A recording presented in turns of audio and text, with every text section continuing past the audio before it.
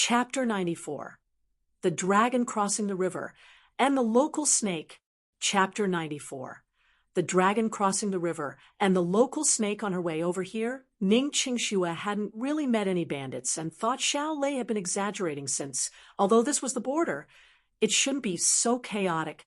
However, now she realized how chaotic Flowing Snake was. She had been harassed in public, and yet no one even tried to put some restraints on that man. I'll give you 3 seconds, pour some wine for me and repent, or I'll strip you here, NF*CKU. Sure Wei never had the patience to wait for a woman.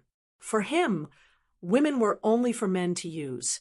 Ning Qingxue looked at the room full of cold glares, and this Sure Wei's ferocious complexion with a pale face and her heart shaking. Even if she died, she didn't want to be our *ped here. Furthermore, she hadn't even met Yi Mo yet. Ning Qingxue, who had never been in contact with the dark side of the world, finally understood what unreasonable meant. She had thought that she was mature, but some things had to be encountered before one knew of its terror. I'm looking for my husband Yi Mo. He's in Flowing Snake. You can't touch me. Even Ning Qingxue felt that her tone was pale and weak. She just heard Xiao Lei had been saved by Yi Mo here. So she said his name out loud to see if anyone knew him. Ha ha ha. Your husband will be me from now on. What Yi Mo? If he's in Flowing Snake, I will make him disappear. Sure Wei laughed cockily and actually reached out his hand to grab Ning Qingxue. Extreme disgust flashed across Ning Qingxue as she dodged aside once again.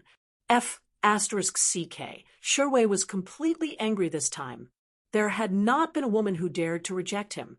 But today, this woman rejected him multiple times, making him lose a lot of face.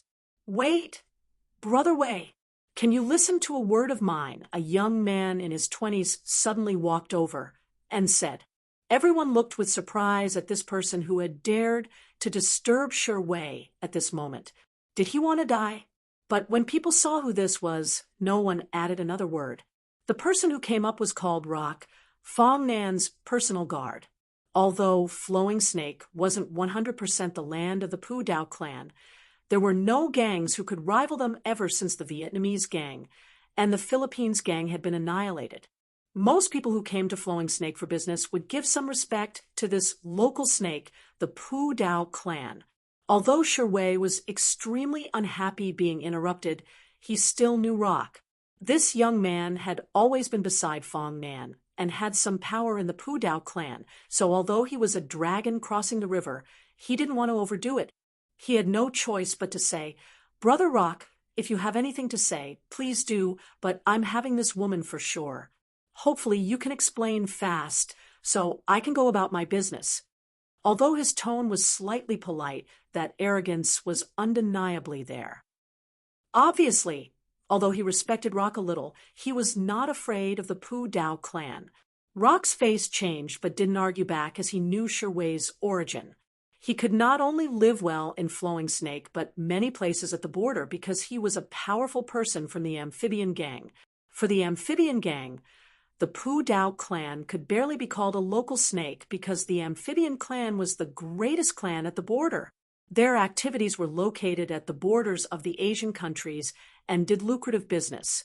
It was said that the amphibian gang belonged to Nongqing, and those part of the eastern underground world would shiver at the mention of this name. Flowing Snake was just a small stop for them. The consequences were imaginable if they offended the amphibian gang. So even when Sure Wei wasn't too polite to Rock, he didn't dare to say anything. If I may ask, you said that your husband was named Yi Mo. Which Yi Mo are you talking about? Rock came to the door and asked. He knew that Sure Wei was very impetuous. Just when Ning Qingxue didn't know what to do anymore, someone came to ask her. She immediately felt like she was someone who was about to drown but managed to grab a hold of a floating block of wood. It wasn't that she was afraid of death since she had already died once, but losing her loyalty was more horrifying than death. Otherwise, she wouldn't be throwing a fret about being looked at last time when she was treated by Yi Mo. When Rock asked, she replied immediately, I came to look for my husband Yi Mo. he came to Flowing Snake before. I knew from my friend and came to look for him. Then Ning Qingxue described Yi Mo's appearance. Hearing Ning Qingshue's words, Rock was already sure that Ning Qingxue was talking about Brother Yi. It was not surprising. Only Brother Yi would have such a beautiful wife. However, Rock knew Shiwei's character and turned around to his follower. Tell Brother Nan that Brother Ye's wife came. What do you mean? Shiwei felt quite obviously that Rock's words weren't right. It didn't seem like he planned on giving her to him. Sorry, Brother Shi. This woman belongs to our Brother Yi. You can't touch her. Then Rock waved his hand, and 3 of his henchmen came up. Shiwei's face sunk. This means that you're acting against me. Does Fong Nan not want to stay here anymore? I'm telling you I'm having this woman today, and even if Fong Nan comes, I will still take her. Brothers, take this woman away. As soon as Shiwei had spoken, the 4 tattooed youth, who were originally just standing at the side watching, immediately charged up.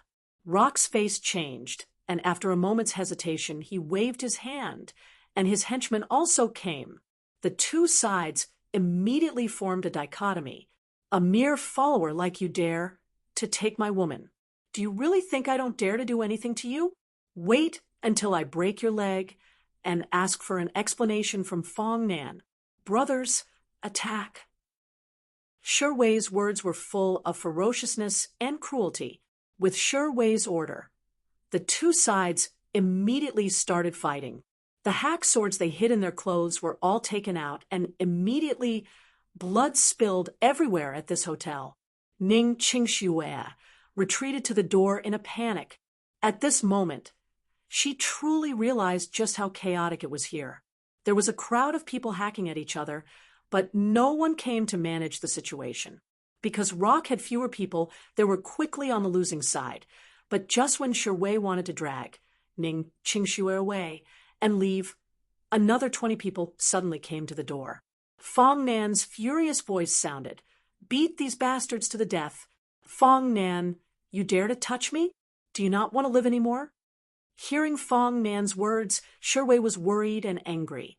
He didn't think that the boss of a small place dared to touch him, since he was comparable to an ambassador of a big nation to a small country here. Although the local snakes here didn't have to circle him, they wouldn't offend him. For a woman, I don't mind you taking some benefits from my domain, but you dare to touch Brother Ye's woman. Do you want to die? Beat him hard.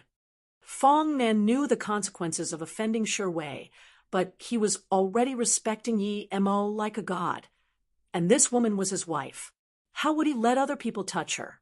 Not only that, he was going to show his attitude for Ning Qingxue to see. Otherwise, he wouldn't be able to explain himself to Yi Mo.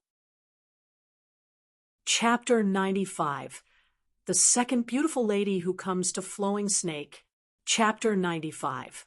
The second beautiful lady who comes to Flowing Snake with the men Fong Nan had brought. Shiwei didn't have the slightest ability to resist before having one leg broken. However, Fong Nan didn't dare to kill him. Although he didn't need to be held responsible legally for his death, the amphibious gang was too strong. If he had killed Shiwei, there would only be a war between the two. The reason he broke Shiwei's leg was mainly to show some respect to Ning Qingxue. Take your men and P*SS off immediately. Fong Nan didn't hesitate to kick out Shiwei. In this Flowing Snake, his words still had power. Although Shiwei was extremely angry, he couldn't do anything about it in Flowing Snake.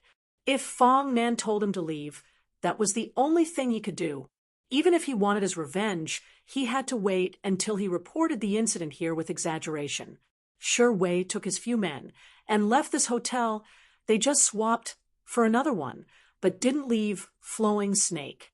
One reason was that it was already late, and he had a broken leg, so they had nowhere else to go. Another one was that even if Fong Nan knew that he hadn't left Flowing Snake, Fong Nan wouldn't go look for him. Fong Nan indeed knew that Shiwei hadn't left Flowing Snake, but he didn't dare to do things over the top. If it was regarding the incident with Ning Qingxue, he had the rights to, but if he were to kick Shiwei out of Flowing Snake, then he wouldn't have any justification. If he was stronger, then it didn't matter if he was being unreasonable or not, but no matter how strong he was, he wouldn't be stronger than the amphibious clan. Ning Qingxue stared dumbfoundedly at the fight that had started because of her. It started fast and finished fast and left a ground full of blood. She didn't think that Yi Mo had such loyal friends in Flowing Snake. She felt more confused about Yi Mo, who spent his time growing flowers all day long. Then she thought about how Song Shaowen and Song Xiaotian were killed by him, plus what she had seen today. It seemed that what Xiao Lei had told her was true. Yi Mo really had great capabilities. Then why did she hear in Beijing that Yi Mo was a completely useless human being? Fong Nan saw Ning Qingshue's face and was stunned as he thought that only someone like Brother Yi could have such a wife. This woman was a bit too beautiful. However, Fong Nan respectfully transferred Ning Qingxue to another special place and told her the things about Yi Mo in Flowing Snake. He even didn't hide the fact that Yi Mo had annihilated 2 clans.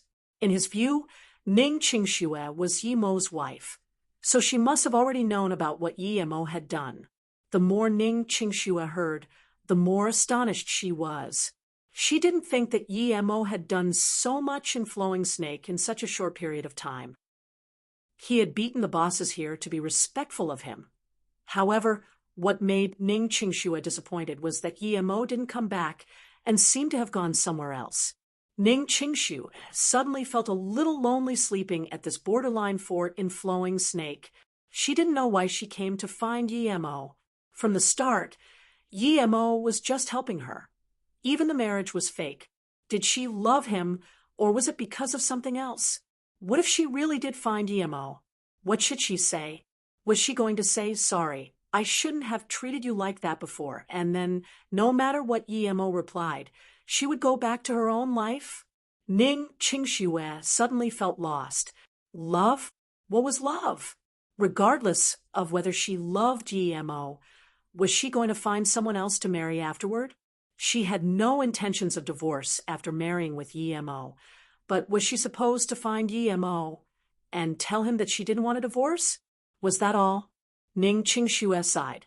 The more she thought that she understood Yi Mo, the more she was confused, which was very contradictory. Although she didn't understand Yi Mo very much, she felt that out of all the people she had met, no one was as magnanimous as him, and perhaps he was the one she needed. Originally, she had a skewed view of Yi Mo, probably because she didn't really understand him. After he was gone, she didn't divorce, and perhaps at that time, she had subconsciously agreed to be his wife. But before this, she had to find him. Otherwise, if Yi Mo marries one day while she still calls herself his wife, then that would be too ridiculous. Ning Qingxue had her principles. Although she was willing to marry Yi Mo, she wasn't someone to cry and beg for the marriage if Yi Mo didn't want her. Ning Qingxue twisted and turned in the sleepless night. Just when she slept for a while, the day was bright already. She didn't meet Yi Mo in Flowing Snake, and thus no longer had the intention to stay anymore. But before she left, she wanted to see that pagoda where Yi Mo lived at. Although it had all collapsed, Fong Nan had sent people to rebuild it.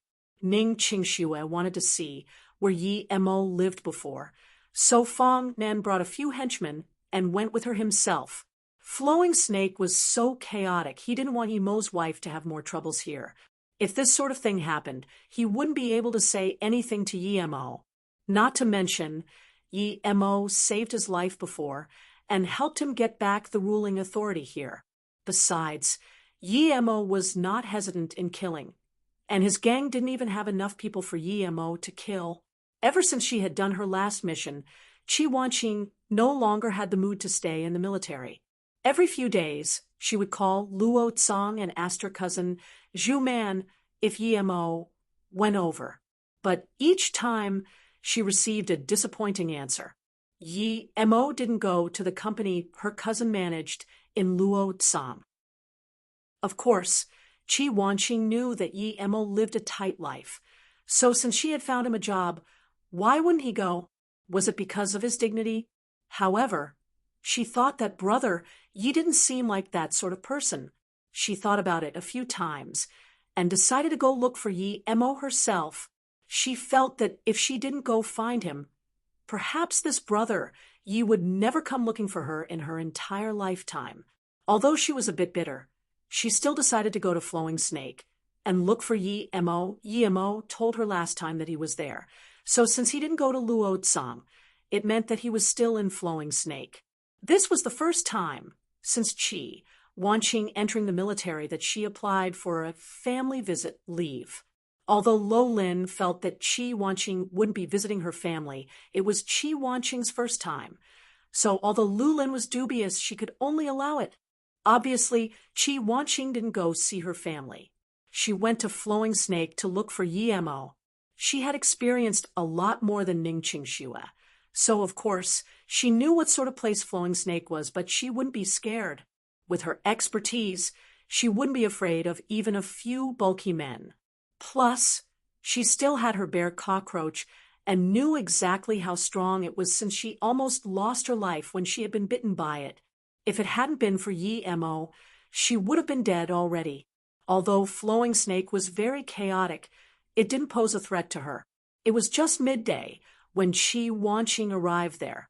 Just when she got there, she saw two people carrying Shi Wei into a car to leave Flowing Snake. Although Chi Wanqing wanted to ask around about Yi Mo, she could tell that Shi Wei and these men weren't good people, so she didn't even plan to ask from them. However, Shi Wei's eyes were glued to Chi Wanqing. He didn't think he would meet two breathtaking women in 2 days.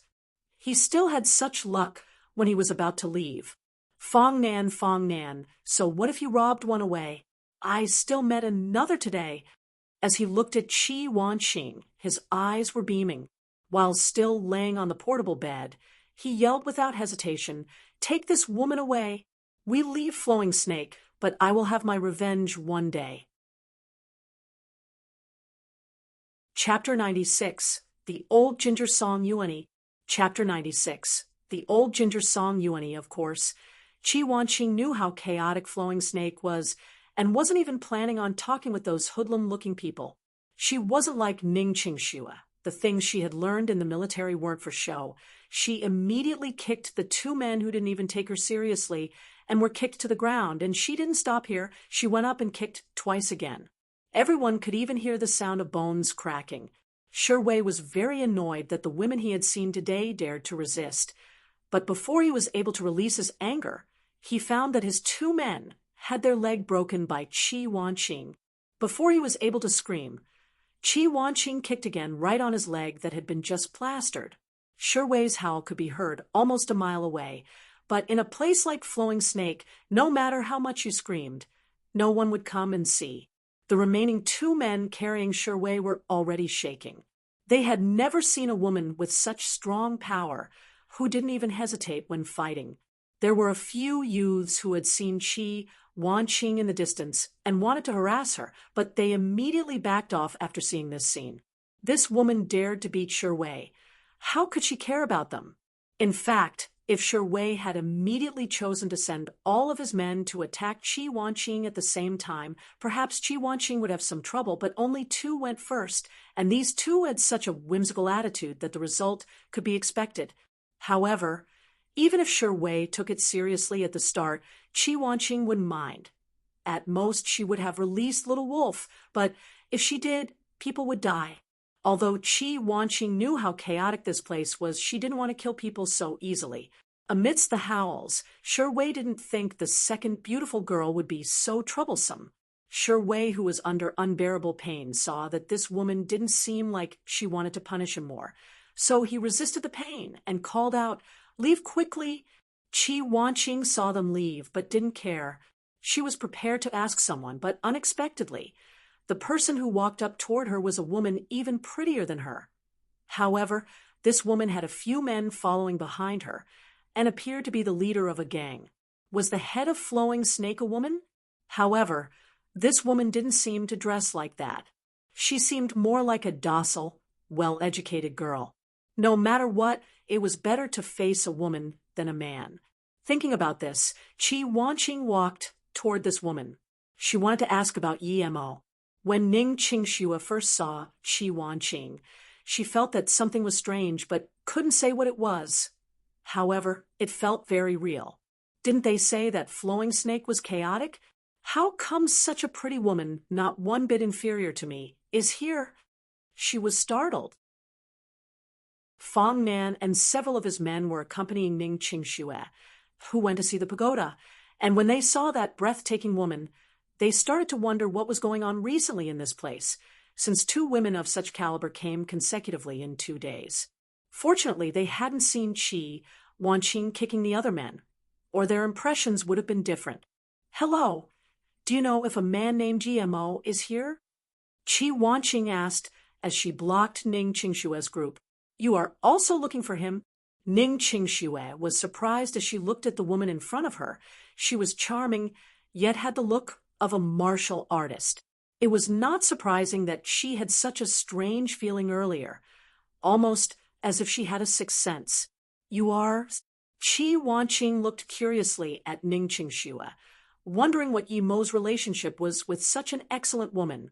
"Oh, she's called Ning Qingxue, Brother Ye's wife." Fong Nan saw the atmosphere was awkward, and obviously this handsome-looking girl also knew Yi Mo, so he quickly introduced her. Meanwhile, he thought, Brother Yi is indeed strong. Even the girls he knew aren't ordinary. "Ha, your Brother Ye's wife?" That Qi Wanqing managed to hold back, one who used Brother Yi as a shield. However, she no longer had a good impression of Ning Qingxue. Ning Qingxue also seemed to notice that she had some enmity toward her, and didn't know what to say anymore. She didn't even ask what she was to Yi Mo, as she was scared that she wouldn't be able to handle the result. The atmosphere was awkward once again. Even Fong Nan could tell what was happening. The two seemed to have a conflict over Brother Yi, and he was immediately worried. Both of these women seemed to be related to Brother Yi, so it was not good to help either of them. One seemed to be the legal, and the other the hidden. He couldn't let them stare off like this. If they had a fight, he would be the one to suffer. Thinking about this, Fong Nan wiped the sweat from his forehead and said, It's already noon, and we're all starving. Why don't we go eat first? We can talk about Brother Yi after food." He was the gang leader and always lived his life on the edge, but now it was really hard for him to be the peacekeeper between 2 women. Other than Qi Wanqing and Ning Qingxue looking for Yi Mo, the Song family was also discussing about Yi Mo. Although all sorts of signs indicated that Song Xiaotan's death was related to Yi Mo, it was not surprising that he could kill Song Xiaodan. However, it would be shocking if he could actually kill Hu Qiu. Thus, the Song family still couldn't be sure that Song Xiaodan was killed by Yi Mo. Can we confirm that the Shering, who suddenly appeared in Ninghai and disappeared as Yi Mo? The Song family had 2 of their 3rd-generation children murdered, so Song Qiming's anger could no longer be described. Although Song Shaoan was his son, Song Xiaodan was the brightest one in the 3rd generation, yet he was killed in Ninghai. We can't be sure yet because even though he looks quite similar to Yi Mo, the face of Shering is too blurred. The main thing is Shi Ying's power is definitely higher than Hu Qiu. Otherwise, he wouldn't be able to beat Pu Dongheng in one move. The greatest point of suspicion is that Fong Weiqing first saw Shi Ying at Ningdu district, and that's where Yi Mo was living at the time. Song Hai reported every detail of his investigation. It doesn't matter whether Shi Ying is Yi Mo or not. He has a great connection to Xiaotan's death. Besides, Shi Ying kills with metal nails, and up until now, we haven't found any ancient martial arts family that likes to kill with metal nails. The old man who spoke was 50 or so, Song Qishan. He was called Uncle Shin. His status was just below Old Man Song and Song Qiming. Although Song Qiming was the leader of the family in this meeting, his status wasn't the highest. Old Man Song, also known as Song Yuani, was the real leader. Old Man Song could stay calm if Song Shaoan died, because even though Shaoan was his direct descendant, he didn't have much of a future. However, concerning Song Xiaodan, it was different. It was the grandson he had the most hopes for, but now that he was dead, Old Man Song could no longer be indifferent. Normally, he rarely came to the family meetings, but today he came. Although he was full of rage, he still appeared to be composed. After hearing these few people, Song Yuani opened his closed eyes and said, "Continue to investigate the relationship between Shi Ying and Yi Mo. But we're only investigating. Stop the hunt for Yi Mo for now." When everyone looked confusedly at Old Man Song, he said plainly, "It doesn't matter whether we have Yi Mo or Shi Ying's location. We just need to think of a way to make Qian Longtu know. Yi Mo had already raised the attention of that Yi family. What you need to do is to let Qian Longtu know that Yi Mo killed his son." After pausing for a bit, Old Man Song continued, "And you need to let the Yi family know Yi Mo's excellence, but don't reveal that Yi Mo possibly killed Qian Longtu's only son. Other than that, we just need to enjoy the show. Besides, could it be so simple to kill Hu Qiu?" Near the end, Song Yuani's tone grew bleak. Everyone understood the old man's intentions and couldn't help to think that the oldest gingers were the spiciest, making Qian Longtu deal with the Yi family, and at the crucial moment, all the Song family had to do was give it a push. The old man's intentions were to use this opportunity to completely smash the Yi family to a point where they would never be able to recover. Of course, Yi Mo didn't know that two women had been looking for him in Flowing Snake, and he didn't know the shenanigans that the Song family was using against the Yi family. Even if he knew, he would pretend he didn't know since he had no relationship with the Yi family anymore. He had opened his little clinic but was still operating without a license. Not only was the position far off the center of the city, but there were only him and Yu Now. He chose this distant place because other places were too expensive, but the main reason was that this place was in an old private house, and when Yi Mo rented the old house, he had paid for 2 years' rent. There was a yard in the back of the house where he could grow silver heartgrass, which was exactly what Yi Mo wanted. For him, business came after growing the silver heartgrass. However, the third day that the clinic had opened, they had their first patient when they least expected. Yi Mo and Yu Eru were awoken by a hurried knock in the middle of the night. Chapter 97. First Patient. Chapter 97. First patient, a 5-year-old kid, was carried inside. Not only were his eyes tightly shut and his face was pale, but his body was also convulsing. "Doctor, please save my son. The ambulance is coming, but they still need 20 minutes before they get here. I'm afraid my Zangson won't last more than 10 minutes. As soon as Yu Eru opened the door, a middle-aged woman carried a small child inside screaming for help. Following close behind was a middle-aged man. His face was also showing how worried he was.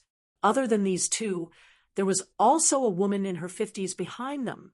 Yi Mo wondered if the whole family had come. The child probably had a relapse in his condition and needed to go to the hospital. However, the ambulance could only arrive 20 minutes later, and the family was afraid that his condition would worsen before the 20 minutes, so they came to this clinic trying to save the child's life for now. They were doing all they could in this time of crisis. Master, although Yi Eru learned Chinese medicine from his grandpa, he realized under Yi Mo's tutelage that his medical skills were far superior to his grandpa, so he called Yi Mo Master. Yi Mo was prepared to teach Yu Eru medicine, so he didn't stop him from calling him Master. The condition of the child now was obviously out of Yu Eru's range of ability. Yi Mo walked over and said to that woman, "Put your child on the bed." The woman was panicking now, so hearing Yi Mo's words, she immediately put the child on the bed and didn't even try to ask Yi Mo any questions. Seeing that the child on the bed, Yi Mo took out his silver needles and was about to use them. "Wait, what do you want to do? We just want you to gain some time for the child to wait for an ambulance. Why are you taking out the needle for?" The middle-aged man had come back to his senses as he looked at the needles. They were originally so worried that they tried to get all the help they could get. From his child convulsing to now, it had already been a few minutes, but he was calmer now. Yet The doctor of a small street side clinic was going to use needles on his child, so he immediately reacted. This was only a clinic that opened a few days ago, and he didn't even see a certificate here. Yemo stopped the needle in his hand and looked indifferently at the middle-aged man and didn't talk. For him, since the child was brought here, he didn't mind saving the child. But if the parents didn't even believe in him, he didn't need to mind others' business. He was a cultivator. Although he had spent quite some time on Earth, he still didn't weight the lives of normal people very much. However, he wasn't a heartless person either, so he would help if he could. When people believed that his money had been stolen on the train, they immediately came to help him. So he felt that he should also help other people. However, it was impossible for him to beg to treat this child. He had already scanned the child with his spirit sense. It wasn't a simple heart condition. His arteries were close to the bursting point. And if they fully exploded, this child wouldn't last long. Yi Mo understood the medical level here, and currently the child's condition was incurable in this world. Seeing that Yi Mo stopped his hand, the middle-aged man didn't know what to say and was frozen. "Since you don't trust me, please leave." Yi Mo took back the silver needles. This set had been brought over by Yu Eru. Yu Eru had often been with his grandpa treating patients before. He really didn't like those people who didn't trust in the doctor. So as he saw the situation, he immediately said, "You are lucky that my master can help to treat your child." So every time he and his grandpa went out to treat patients, people would be overjoyed and treated them with great hospitality. So why were they treated like this here? Do you want Zhangson to be like this forever? Move over. After saying that, the woman pushed the man aside and suddenly kneeled down in front of Yemo. "Doctor, please save Zhangson."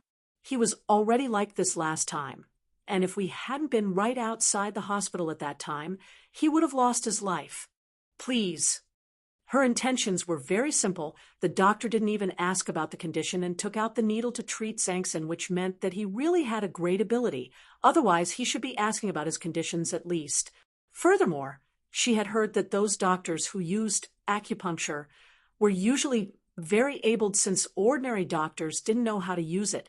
Yi Mo waved his hand and said, "Get up, I'll look at your child for you, but you're affecting my treatment by kneeling there." Hearing Yi Mo's words, the woman quickly got up. The man who was pushed aside by the woman saw the child's face go from white to purple and immediately realized that the child was in danger. However, the ambulance still hadn't arrived yet, so he didn't speak anymore. That older woman stared at the child soullessly and probably didn't even know what to say anymore. Yi Mo, however, quickly pierced the needle into the child's body. He didn't even need to take the child's clothes off. These people didn't understand acupuncture, so they didn't know that usually the clothes needed to be taken off. However, Yu Eru understood it a bit, but in his opinion, Yi Mo was already capable, so it didn't matter to him if the clothes weren't taken off. Of course, Yi Mo didn't use traditional acupuncture. He was using the needles as a bridge to pass his qi into the child's body and gradually eased the damaged arteries. This wasn't a complete treatment. Otherwise, he would have to repair the arteries. Yi Mo wouldn't dare to treat it now, whether he were able to or not. If such a troublesome condition was treated by his small clinic, he would no longer be able to keep a low profile like he wanted to. However, if he eased the condition, that would still be reasonable, so he shouldn't attract too much attention. In order to completely treat this condition, Yi Mo had to first reach the third stage, then use many other herbs. As Yi Mo used his qi, the dead arteries in the child's body were gradually recovering their functions.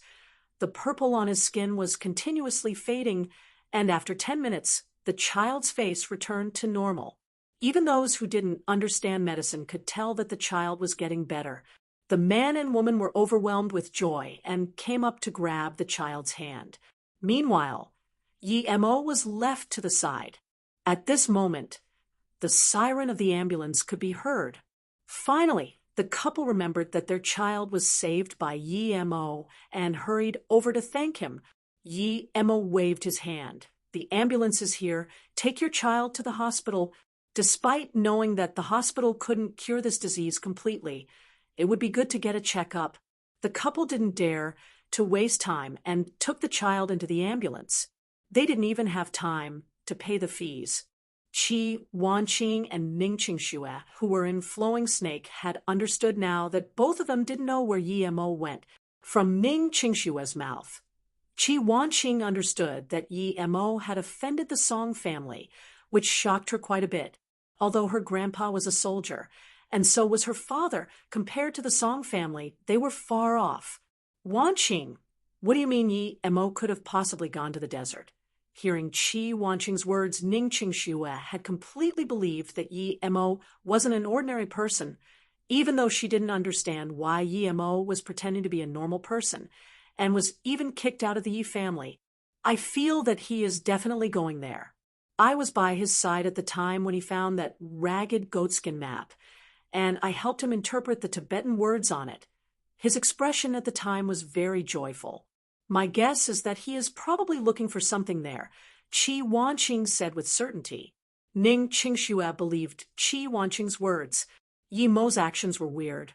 Regardless whether it was not sleeping at night, but sitting under a tree, or sleeping on the stone floor, this wasn't something that could be explained normally. She was so heavily injured at the time. If Yi Mo really cured her, it couldn't be explained with simply some capabilities. She knew that she had an aunt who practiced the ancient martial arts. However, she had never seen her since. From what her mother had said, it was very hard for her aunt to come out. Ancient martial arts were something very mysterious. Many people hadn't even heard of it. Was Yi Mo also a cultivator of ancient martial arts? But even if he did, he shouldn't be able to treat such serious wounds.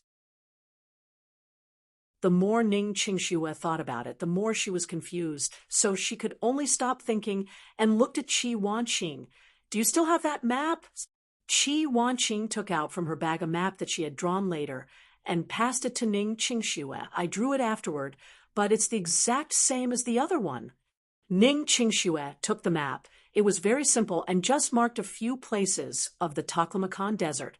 There were also some lines with a few labels next to it that were obviously not on the borders of the desert, but at the very depth. Ning Qingxue had also heard of the Taklamakan Desert, the Sea of Death in the fables, but she didn't understand what Yi Mo was looking for over there. After staring at the map for a long time, Ning Qingxue said, "Can you give one to me?" However, Qi Wanqing said, "I remember the map very clearly, so you can take it if you want." Suddenly, Qi Wanqing thought of something as she looked at Ning Qingxue and asked, "You're not thinking of looking for him there, are you?" Chapter 98. Last News. Chapter 98. Last news. Ning Qingxue nodded. Sometimes ideas just pop out, just like how I came to Flowing Snake this time. I know it is dangerous here, but I always fantasize that I can meet Yi Mo and won't be in any trouble. If it had been before, I definitely wouldn't have done such a thing, but now I can't help myself. I don't know if I miss him. I can't articulate that feeling. Hearing Ning Qingxue's word, Qi Wanqing asked more curiously, "Qingxue, didn't you fake the marriage with Brother Yi? You only wanted Brother Yi to block, and then divorce?" From Qi Wanqing's perspective, it was already very strange for Ning Qingxue to come look for Yi Mo in Flowing Snake, but now she wanted to go to the desert. Did she not use Brother Yi as a shield? From the looks of it, why does she seem to have fallen in love with Brother Yi? Ning Qingxue shook her head, bitterly remaining silent for a while before saying, "I don't know why. It's just a feeling. Now, I thought I could hear about him from other people, but if there is no longer information about him, perhaps I will never see him again in this big world. I thought Flowing Snake was the last place I could find information about him, but I didn't think I could learn from you that he could have gone to the desert. If I just really lose my lead on him like this, I will regret many years later." Then Ning Qingxue hesitated for a moment before continuing, "You don't understand me. If it were a few months ago, I would definitely not come to a place like Flowing Snake, much less the desert. Sometimes you wouldn't even notice yourself changing. When you understand, you will discover that some people you are fated to not forget. Indeed, I used him as a shield before, but when I understood who he was, he had already left without leaving me any opportunity to apologize. Sorry, Wanqing. The reason I said those words to you was because he must treat you differently. Otherwise, he wouldn't tell you about the fake marriage. Sometimes I really admire you. He would definitely not talk to me about this. Yet he had told you. Qi Wanqing looked at Ning Qingshue's expression and suddenly felt sympathy for her. She should be like herself, but a bit different. When Ning Qingxue had discovered Brother Ye's excellence, Brother Yi had already left her. Meanwhile, she was different. She had discovered his excellence when she was in contact with him. From his tone last time, he didn't seem to have the intentions of marrying her. No intentions of marrying Qingxue. Qi Wanqing blushed and thought of herself, but she immediately shook her head. She had the same intentions as Ning Qingxue. If she didn't come to find Yi Mo, he would never go look for her. So this meant that Yi Mo had the same attitude toward her that he had with Ning Qingxue. They weren't in his heart. Does he have someone he loves? Qi Wanqing suddenly wanted to see what sort of person Yi Mo was in love with. Even excellent girls such as her and Ning Qingxue weren't in his eyes. So what sort of person would he like?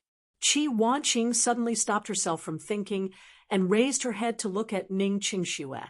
Qingxue, it's too dangerous for you to go to the desert alone.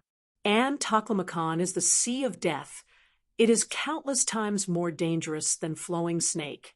Perhaps in Flowing Snake you could still meet Fong Nan, but in the Taklamakan, other than Sandstorm, you get the scorching sun. It's pretty much certain death there. Ning Qingxue shook her head. I know how dangerous it is, but did you know that not long ago I was someone who was mortally wounded? I've already experienced death once. I just want to ask him if I am really that bad, and if it is so hard to just see me once. If he wants me to stop bothering him again, I will leave immediately. He gave me my life. It's nothing if I give it back. Ning Qingshue's tone seemed to get melancholic, and she couldn't continue talking anymore. Qi Wanqing looked at Ning Qingxue with sympathy and sighed before saying, Qingxue, are you being reckless for Brother Yi? He won't be able to see it. Why would Brother Yi want your life? My life was also saved by him. Am I going to give it back? And perhaps it's not that he doesn't want to see you, but that he really is busy. Maybe he doesn't even know that you want to see him. However, Ning Qingxue didn't talk. She was determined. Reckless or not, she couldn't calm down unless she could see Emma once. Moreover, she felt that she was right. Perhaps this was the last news of EMO and may never get to see him again if she missed this time. Even if it meant waiting on the rim of the desert, she would still wait. Seeing that Ning Qingxue didn't talk, Qi Wanqing knew that Ning Qingxue was really determined to do so. She suddenly thought about Ning Qingshue's words. This was perhaps the last news of EMO. If he left the desert, then who would know where he would go next? The world was so big, who could find him? Thinking about this, Qi Wanqing suddenly said, Qingxue, how about I'll come with you? I have more experience in the desert, and I've stayed in the military for a few years. You're also going to the desert. When Ning Qingxue heard that Qi Wanqing came looking for Yemo, she understood that Qi Wanqing must have felt something for Yemo, but she didn't expect her to also want to go into the desert. Qi Wanqing nodded her head firmly and said, But before we go, we need to go to Luo Tsang first. I have a company there. We need to prepare. Going to the desert isn't like going to other places. We need to carry all the tools and medications with us. Fong Nan watched as the two girls left before feeling relieved. It made his heart quiver that these two girls came to Flowing Snake. If something had happened, but although they had left, the things weren't done yet. Because Fong Nan offended Shi Wei, he had to give Amphibious Gang an explanation. Otherwise, he wouldn't be able to stay here anymore. Fong Nan knew exactly how powerful the Amphibious Gang was, Amphibious Gang was under Nanqing, a real estate business 10 years ago near High Point didn't take them seriously, and in the end, Nanqing didn't even accept their apology and compensation. They were annihilated by them in one night. Every gang at the border knew about this, so for the people from the Amphibious Gang, the gang leaders at the border usually had a good attitude towards them. Now, that Fong Nan offended Shi Wei, although he was just a messenger for them. He was still someone of the Amphibious Gang. If they reproach him for it, he must be prepared to pay the price. And if they didn't accept his compensation, he still needed to prepare himself for war. However, Fong Nan knew that for something as small as this, the Amphibious Gang would be fine with accepting compensation. At most, it would make his heart ache a little. They shouldn't try to annihilate him. The things he had now were given by Yi Mo. If it hadn't been for Yi Mo, there was no way he would be able to take back Flowing Snake from the Philippines and Vietnam gang. Plus, he was very respectful toward Yi Mo and felt that he wasn't an ordinary person. So he didn't regret that he had offended Shi Wei for these two girls. Compared to Fong Nan's trouble and the two girls' search, Yi Mo's clinic had received quite the notoriety, at least within the nearby region. The second day he saved Zhangxin, the child's parents came to Yi Mo's clinic to thank him. They also took out $10,000 as gratitude. Yi Mo didn't take the money. Instead, he actually gave $30,000 to the children's parents. The reason was simple. He wanted this family to help him get all the relevant documents. The child's dad was called Zhang Pu. He worked at the taxation office at Luotsang and was a native, so it should be easy for him to do such things. As Yi Mo felt like he shouldn't show his face if he could, he had let Yu Eru follow Zhang Pu to make the certificates and clinic registration. Many things could be sorted with money. As for whether Yu Eru really had the skills or not, no one cared. With the fervent help of the couple, Yi Mo's clinic had a great reputation despite being open for only 10 days or so. This was all due to their promotional ability. This clinic was called Hui Chun Clinic after all the documents were made. Yi Mo pretty much didn't manage anything and just sat in the yard preparing the soil, so he could plant the silver heart grass. He left the clinic entirely in the hand of Yu Eru. Luckily, Yu Eru had experience in medicine, and with Yi Mo's frequent tutelage, the small diseases that the patients had were cured easily. Yi Mo gave $20,000 of the remaining 40 to Yu Eru for him to buy some herbs and kept the last 20 to prepare the tools needed for the desert. The small clinic didn't even earn money, but Yi Mo didn't care. His purpose was to grow the silver heart grass. Everything else didn't have priority. If he could earn money, that would be good, but if he couldn't, it didn't matter. The herbs Yu Eru bought were cooked into soup or pills by Yi Mo and put into jars and then told Eru their functions, about medical skills. Yi Mo never kept anything to himself, so if there was anything he could teach, he would teach it to Eru. He even taught him a set of fist technique and breathing technique. Although Yu Eru was quite innocent, he was very smart and learned it quickly. Chapter 99. Luo Susu. Chapter 99. Luo Susu, although Yi Mo had tried to reject the troublesome conditions, their clinic was still gradually rising in fame. Of course, it was due to the propaganda of the surrounding citizens, but it was mainly due to the discovery that many people only needed to come here once, and their diseases were cured, which was different than going to the hospital. If you went to the hospital, you might need to go several days in a row. However, the only bad thing about Hui Chun was that its prices were a bit high. Normally, if a child went to the hospital, it would only be some over-the-counter medicine or needles, and the expenditure was around $100. However, the same disease at Hui Chun would cost $200. Nevertheless, since it was Chinese medicine, only one take of the medicine was needed, which was different to the 1-week recovery by the hospital. Many people still liked coming to this fast, effective clinic. Another saying was that Chinese medicine was neutral and more pleasant to the body than Western medicine. Originally, their business barely had any profit, sometimes there were even losses. But because of their astounding results, they became very popular. Luckily, not much people lived here. Otherwise, the clinic really wouldn't have enough people to treat every patient. Yi Mo had pretty much planted the silver heartgrass and barricaded it as he was prepared to go to the desert. However, he realized that his business was getting better and frowned. Yi Mo's idea was that it would be fine as long as the business could make some money. It didn't need to be too good. He understood the logic of keeping a low profile. However, Yi Mo wouldn't take the money and not cure the patients. This wasn't his character. After thinking for a long while, Yi Mo could only tell that the herbs were limited, and he could only see a limited amount of patients each day. The others would have to wait until the next day. However, Yi Mo hadn't learned about marketing. He didn't know that after he had made this rule, his business grew more popular instead.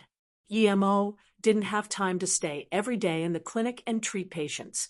Thus, he had no choice but to teach the basic means and recipes of some medicine to Yu. At the same time, he hired a girl to help, and only then did he get free time. When Qi Wanqing and Ning Qingxue came to Luotsang, Yi Mo hadn't left yet. Sometimes, one looked very hard but didn't even realize that it was just right beside him. Ning Qingxue and Qi Wanqing spent almost 2 weeks to prepare, while Yi Mo was still cultivating his silver heartgrass in the yard. When the two had already left Luotsang and went to the desert, Yi Mo was still preparing for food and equipment.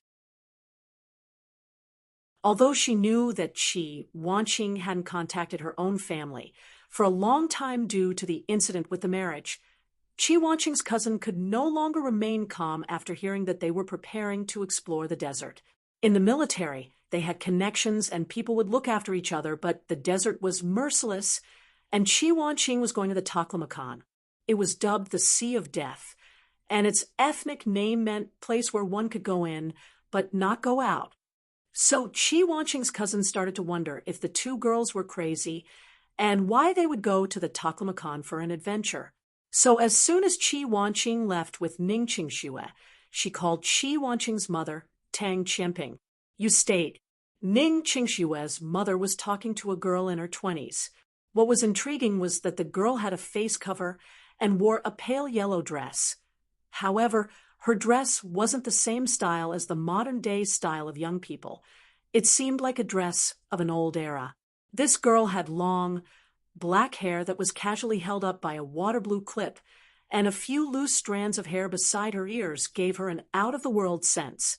Susu, this time, Qingxue was mortally wounded, and we had thought that she would die, but we didn't expect that she would suddenly be cured in a single night. Otherwise, I wouldn't have called you out. I know how hard it is for you to come out even once, sigh.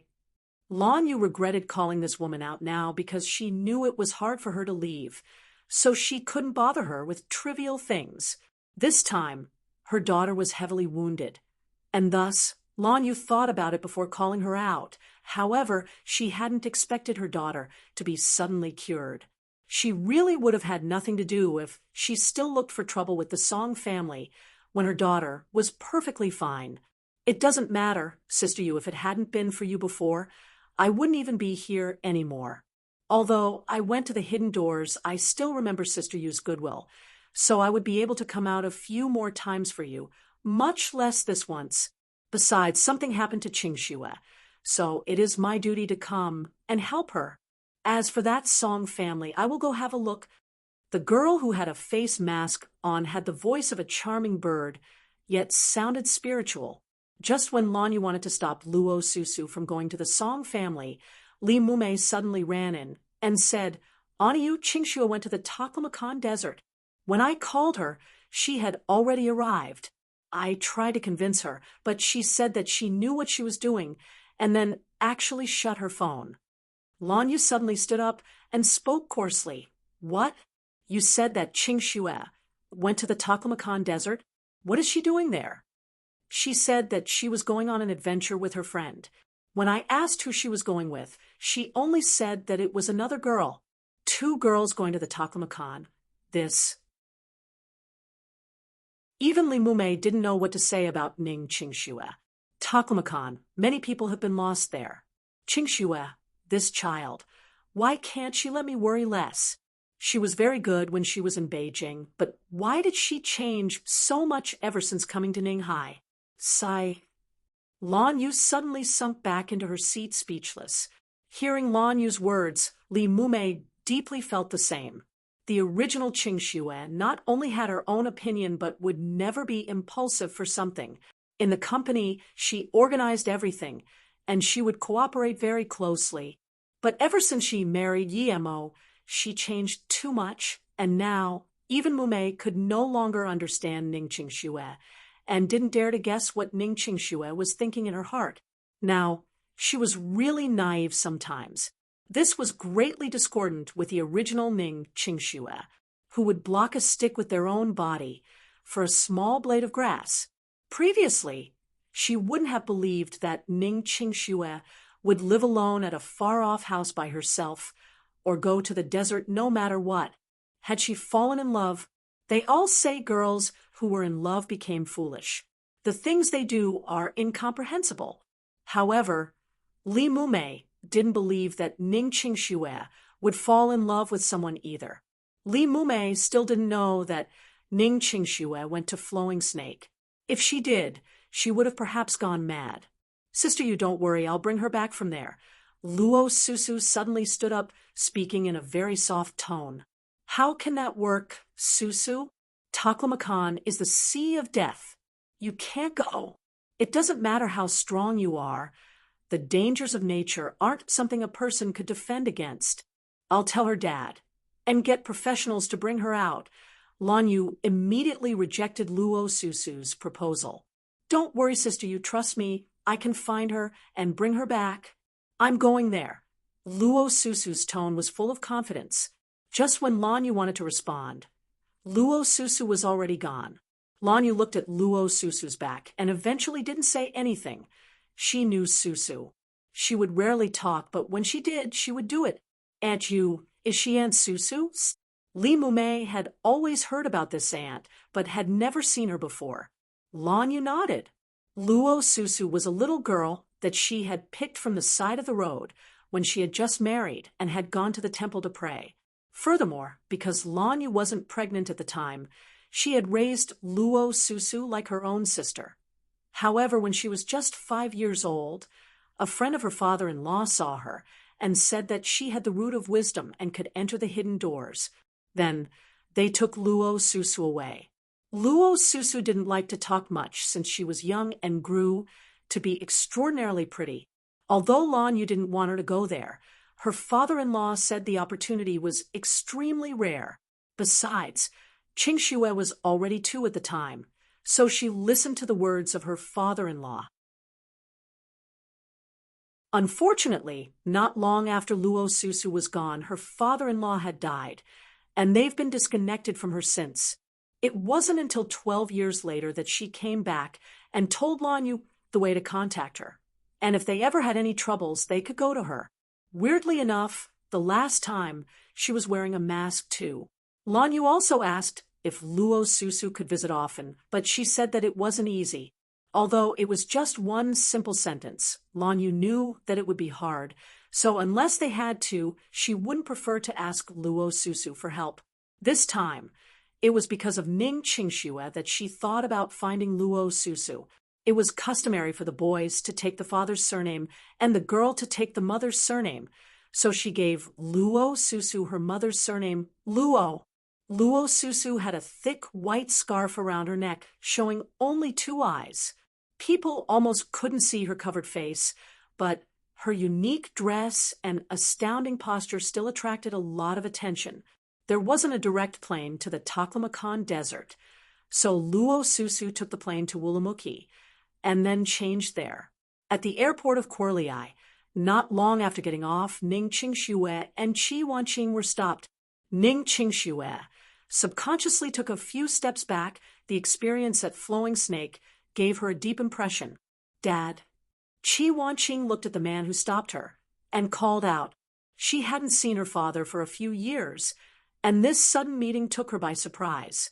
Chi Yu-jun, who was planning to be furious, suddenly had his anger dissipate when he was called Dad. His serious face also relaxed and looked at the daughter he hadn't seen for 3 years. "Wan Xing, come home with Dad."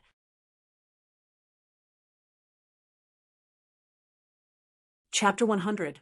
Stopped. Chapter 100. Stopped. EMO had prepared everything and gave the task of caring for the silver heart grass to Yu Eru. He was prepared to go to the Taklamakan Desert. If he were successful this time and found large amounts of purple heart vine, then he would be able to reach the 3rd stage of qi gathering, and as soon as he did, he would find Qianlong Tu, forcing him to hide to survive. Qianlong Tu had been marked by Yemo. He was a cultivator. If he could let it go, he wouldn't be Yemo. It was because of this that he desperately wanted to go to the desert and find the purple heart vine. Just when Yemo was about to leave, Lu Xiaojun rushed in, her face full of worry. Lu Xiaojun was the new nurse Yemo recruited. She had graduated from a nursing school and often liked to play with Yu Eru, calling him brother under the same master. "What?" Yemo looked at the anxious Lu Xiaojun and asked. Just then, "Brother, you took in a patient, but just diagnosed through feeling pulse, and gave him a small cup of heart-appeasing serum. Then that man fell unconscious and started frothing," Lu Xiaojun said in one breath, and was still puffing for breath. However, the worry on her face didn't lessen because if a small clinic caused the death of a patient, it would be different to a big hospital. The big hospital could deny, but the small clinic had to be fully responsible. Yemo put down the bag he had packed and hurried over to the clinic. He had already told Yu Eru not to take the troublesome patients. If they couldn't cure it, it would affect their reputation, but if they did manage to heal it, it would attract too much attention and wouldn't be good for Yemo either. The clinic had opened for more than 20 days, and this was the first time this situation had arisen. Before arriving, Yemo had already scanned with his spirit sense, since the clinic was just in front of where Yemo lived. When he came to the clinic, he saw Yu Eru sweating, trying to save the man on the bed, and was obviously very worried. On the bed laid a man in his 40s, who still had froth coming out of his mouth, but his eyes were closed. Obviously, his condition wasn't light and should be out cold. Beside the man stood a teenage girl who looked like a high school student, and another woman accompanied by a young man. Other than these two others people in the clinic seemed to be patients here, while 3 people were enjoying the show at the door. "Eru, come down first." Yemo, with only one glance, knew that Yu Eru's method would not be able to save and wake up the man. "Master, you're here." Hearing Yemo's voice, he had finally calmed down. In his eyes, his master was capable of everything. Yemo had already seen that the man being unconscious had nothing to do with the heart-appeasing serum. It was due to other reasons. So Yemo didn't go there to treat him. He wanted to see first what the families would say. If they tried to blame it on him, then he wouldn't be nice anymore. Seeing Yemo look over, the middle-aged woman rubbed her eyes and said, "Doctor, my husband has always had this disease, so I don't blame you. I just heard that many people say that you could cure some incurable diseases, so I came to try my luck. However, I didn't expect my husband to have an outbreak again. Sorry, I'll call the ambulance right away." Yemo sighed. This woman had a good character and didn't try to blame him like some other people would, which gave Yemo a good impression of her. Her husband fainted in this clinic, and yet she was still the one to apologize to the doctor there.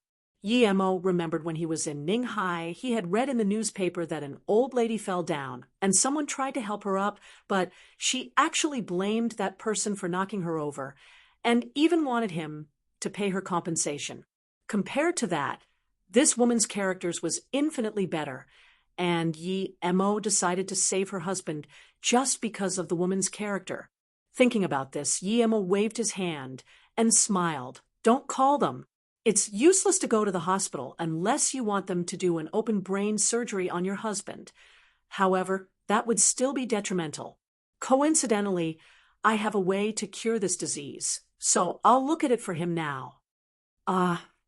This woman was shocked on the scene upon hearing that Yi Mo could cure her husband. Although her husband's disease wasn't incurable, it was very hard to cure. This was the conclusion they drew from seeing so many doctors. They came to this clinic because they had heard that as long as they took you in, you would be treated. Originally, they came to try their luck, and, of course, Yu Eru rejected to do any treatment. However, he was too kind-hearted. Seeing that this man was in pain, he gave him to drink a cup of heart-appeasing serum, but he didn't expect a problem to arise out of that. Yu Eru wanted to help this man, so Lu Xiaojin hurried to get Yi Mo.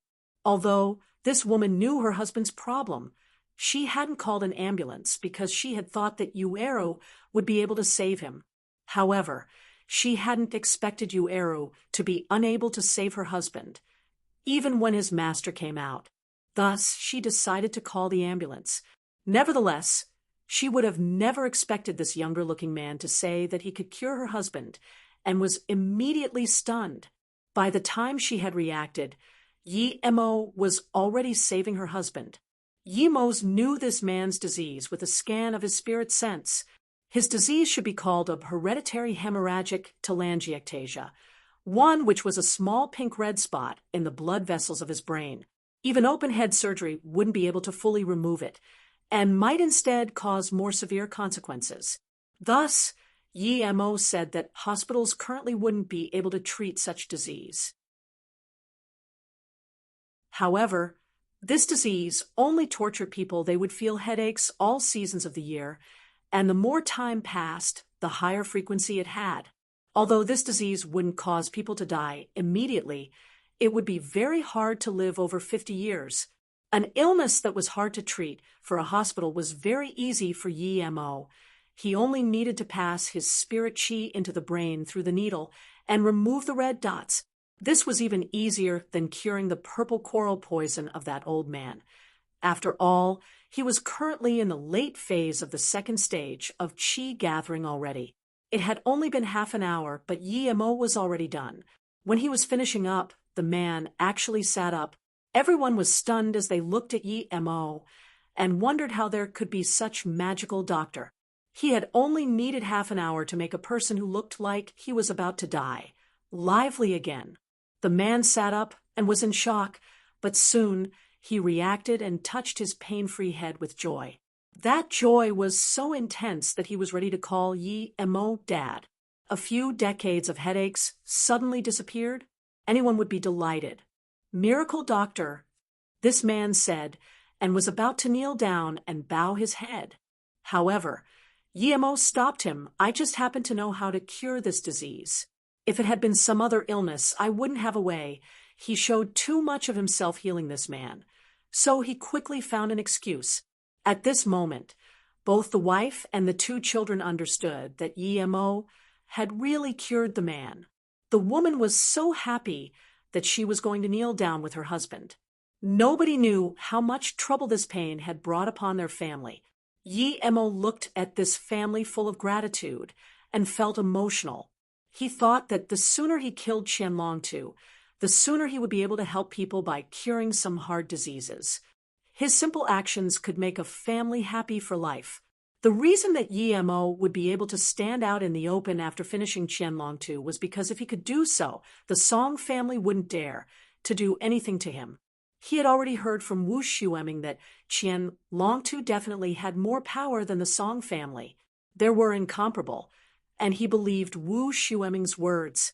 If he had the power to kill Qianlong, the Song family would be wise if they didn't look for trouble. However, Yi Mo thought that if he could live without hiding, he wouldn't have the time to practice medicine either. So it seemed that he should teach his skills to Yu Eru. When Yu Eru learned everything, he would be able to cure people instead of him. Although Yi Mo didn't want to take too much money, the family still handed over $20,000. Yi Mo wasn't short on money now, and the clinic was going well, so he insisted on only taking $5,000. However, no matter how Yi-Mo tried to explain that he just knew how to cure this disease, the clinic was still rising in fame and popularity. Nevertheless, Yi-Mo didn't care about this. After briefing Eru, he left for the desert. After getting off the plane, he found a distant place and recovered his usual appearance. He was about to go into the desert and didn't want to go in as Mo-Yi, so he switched back to Yi-Mo. After all, if he was suspected of anything there, then he could use the identity of Mo-Yi to cover up. Yi-Mo wasn't planning on taking the bus into the desert, as he didn't want anyone to know what he was doing. Besides, his cloud shadow step was not slower than cars, and actually it was much faster than cars in the desert. As soon as he had left Quirley-Eye, Yi-Mo felt that he was being watched. He realized that it was 3 people, and although Yi-Mo didn't know why they were monitoring him, this was at the border of the desert, so he wasn't worried at all. If he went into the desert, it would be very hard for them to find his track. "You wait." One of the men rode on a motorbike and stopped Yi-Mo. Seeing that Yi-Mo had stopped, he asked, "There's a car. Why don't you take it? Why are you running?"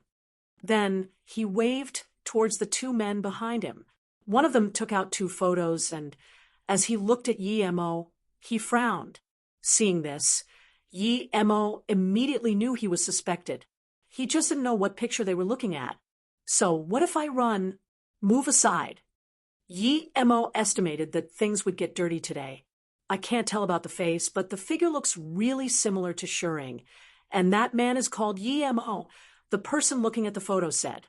"Take him away first," the man riding the motorbike said. At the same time, he took out a big knife from his bag. Notes. 1. If anyone is interested, it is not only in the brain. https://en Wikipedia org/wiki/hereditary_hemorrhagic_langiectasia.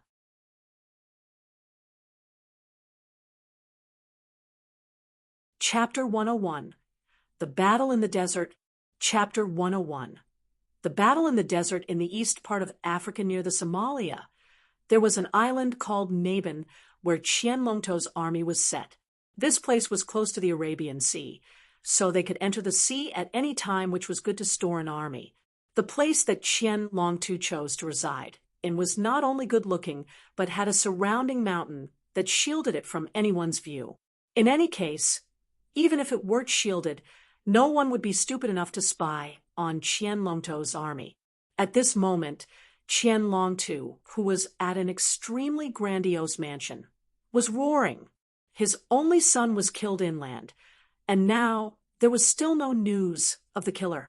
He had already ordered that if nobody could find the killer's whereabouts, then they should bring him the head of the government authority responsible for that area.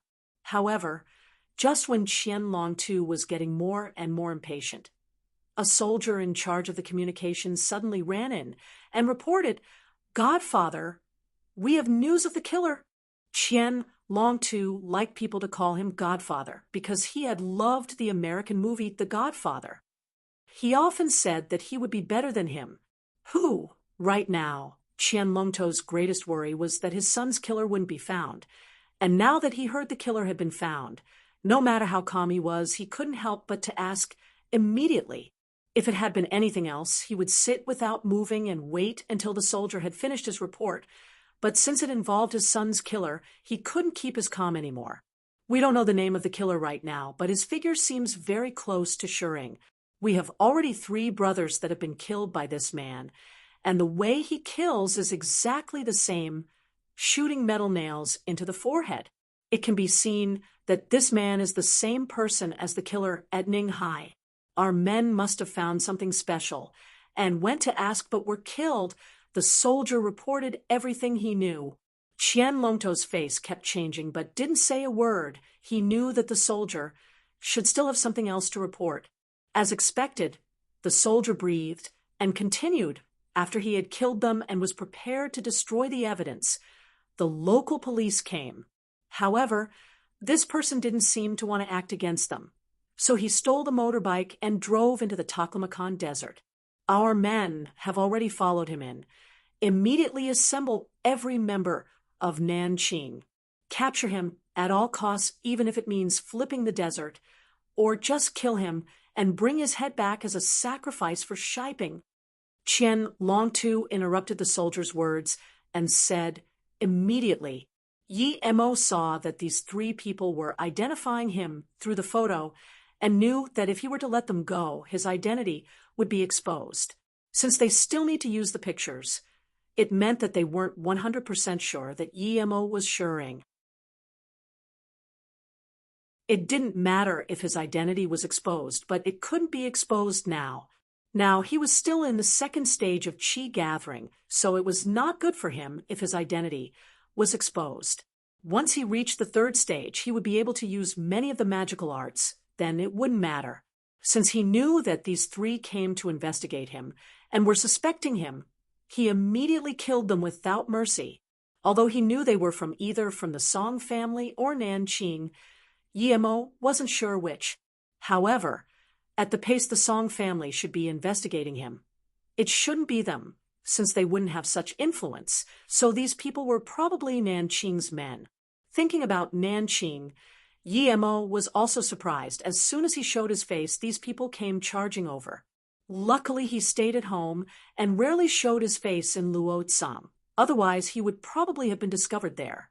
Yi Mo didn't have the slightest remorse in killing these three. Those who wanted his life needed to pay with their own.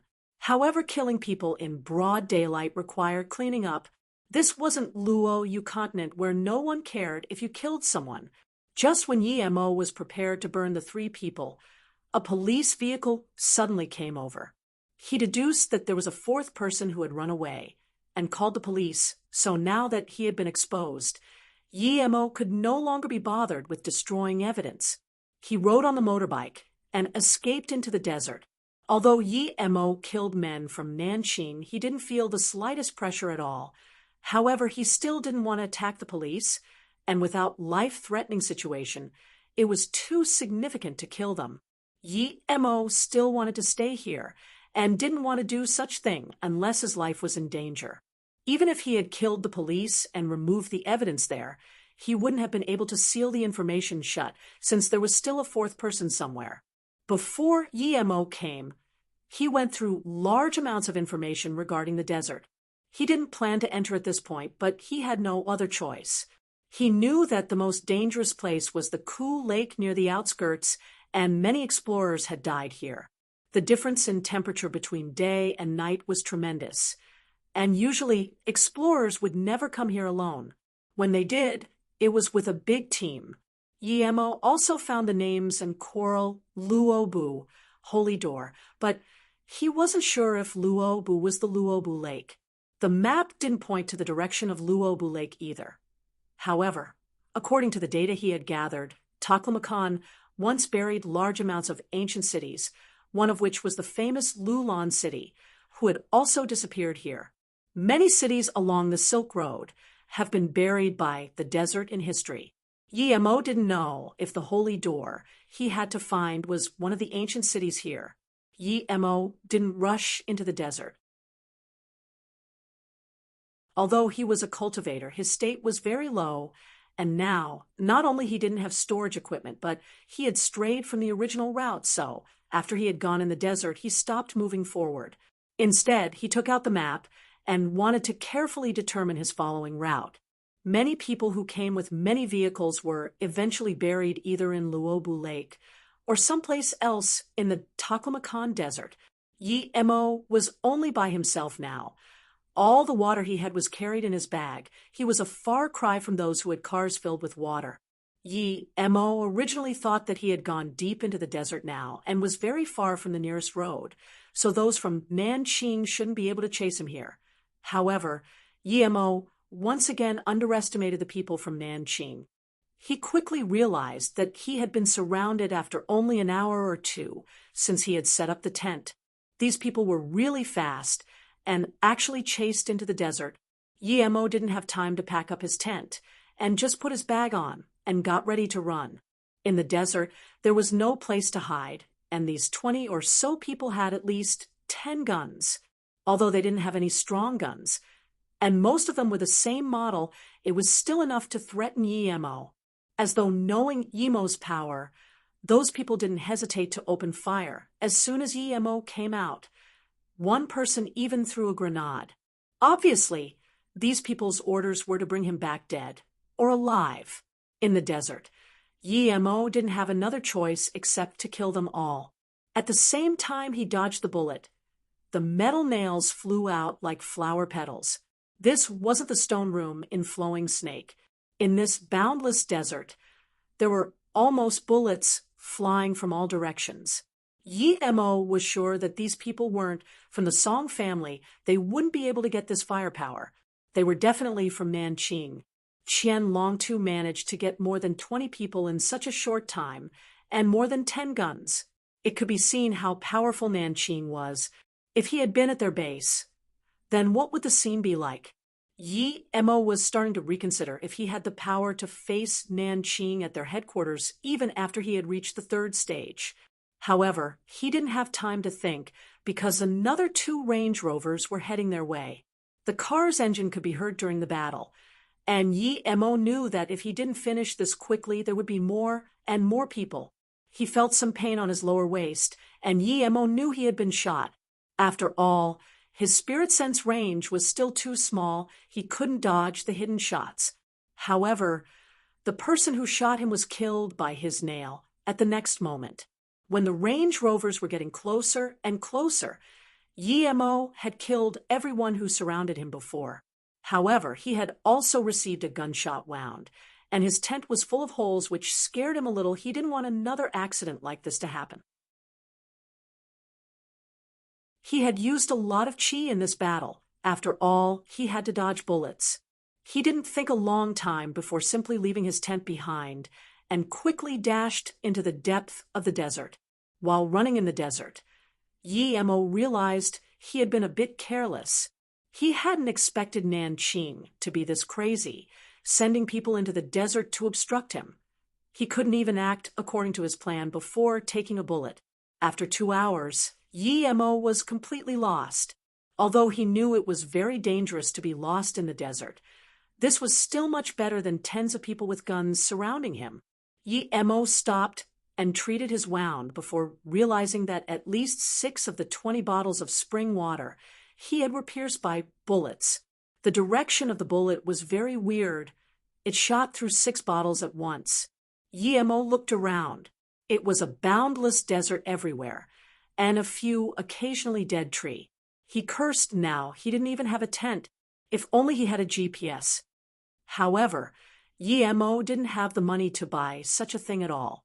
Seeing that the sky was getting dark, Yemo looked around, took out a sleeping bag from his bag, and barely hung it on the big tree. He needed to rest for the night. He just received a gunshot wound and hadn't completely healed yet. Now, there wasn't much water remaining, so he needed to conserve stamina and heal up.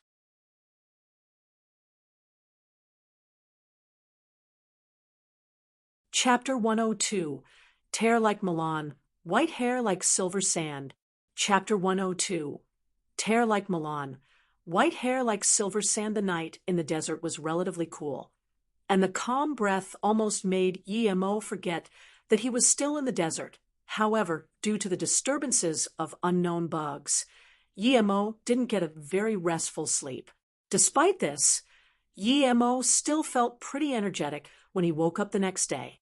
However, during the day, the searing heat of the sun made Yemo feeling like he was in an oven, making him almost doubt if it was the same place from the previous night.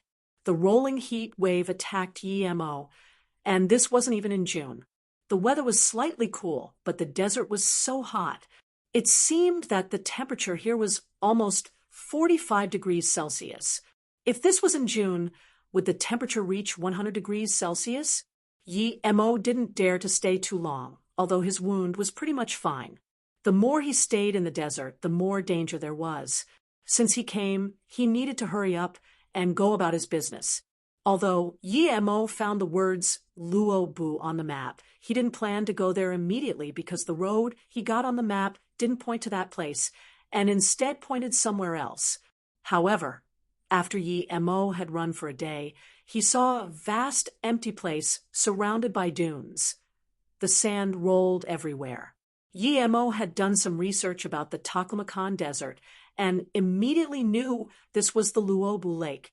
The temperature at day was near 50 degrees, but Yi Mo could endure without it affecting him much. After all, he was a cultivator and was more resistant than ordinary people. However, he only had 9 bottles of water left, and he needed to find a water source fast. Otherwise, he would become dehydrated. Yi Mo didn't plan to come to Luobu Lake first, but since he was already there, he didn't mind looking at it. After all, there were the words Luobu on the goatskin map. Although it was his first time coming here, Yi Mo knew this was perhaps the most mysterious place in the desert, and many unexplainable events had happened here. Yi Mo had made some research and discovered that countless people had been lost here.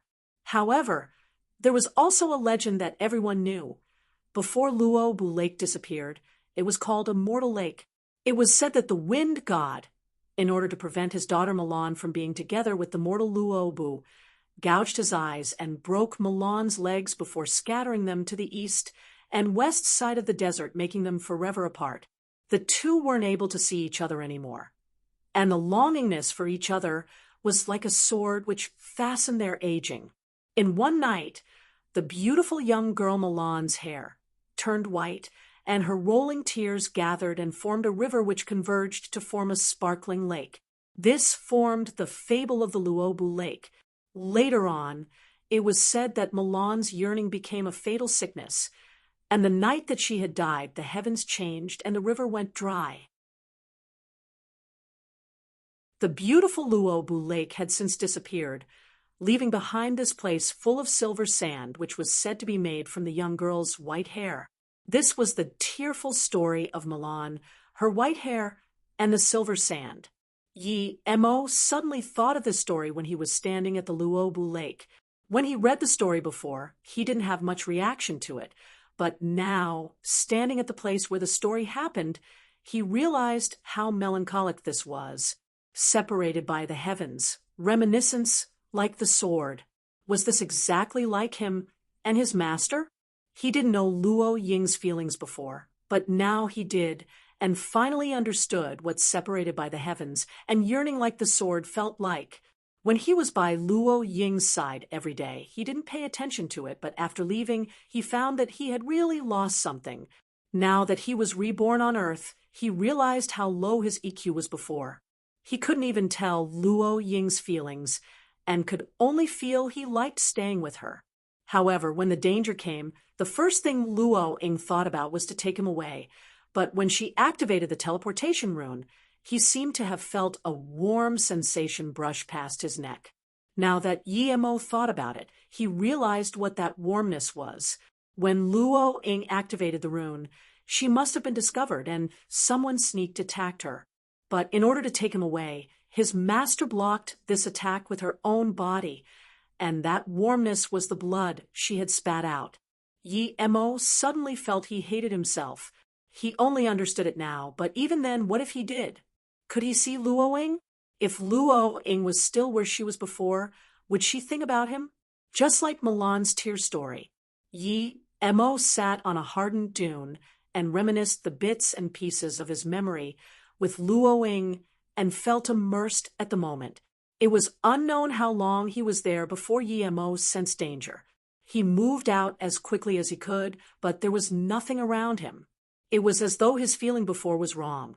Yi Mo frowned. His spirit sense clearly felt something was going to attack him, but now he scanned the surrounding 10 meters and found nothing. The day was already dark, as it was almost 11 p.m.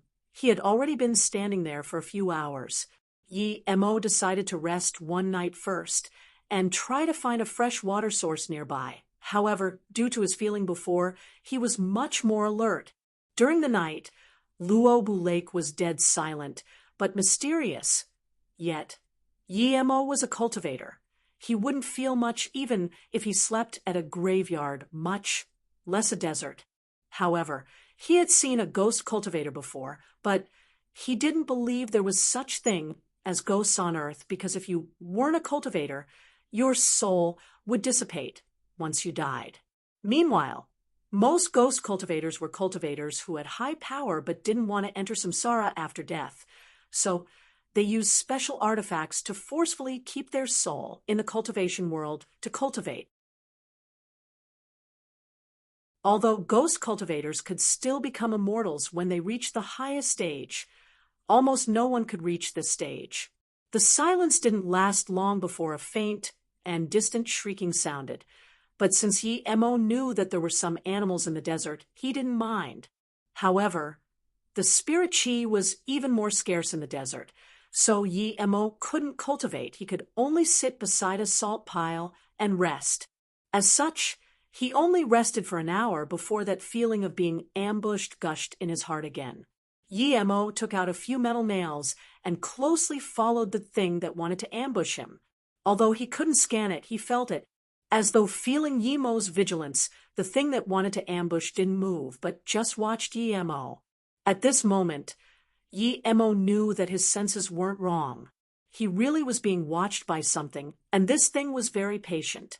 However, it was outside the range of his spirit sense, and he could only feel it. However, Yi Mo wouldn't lose to anyone comparing patience.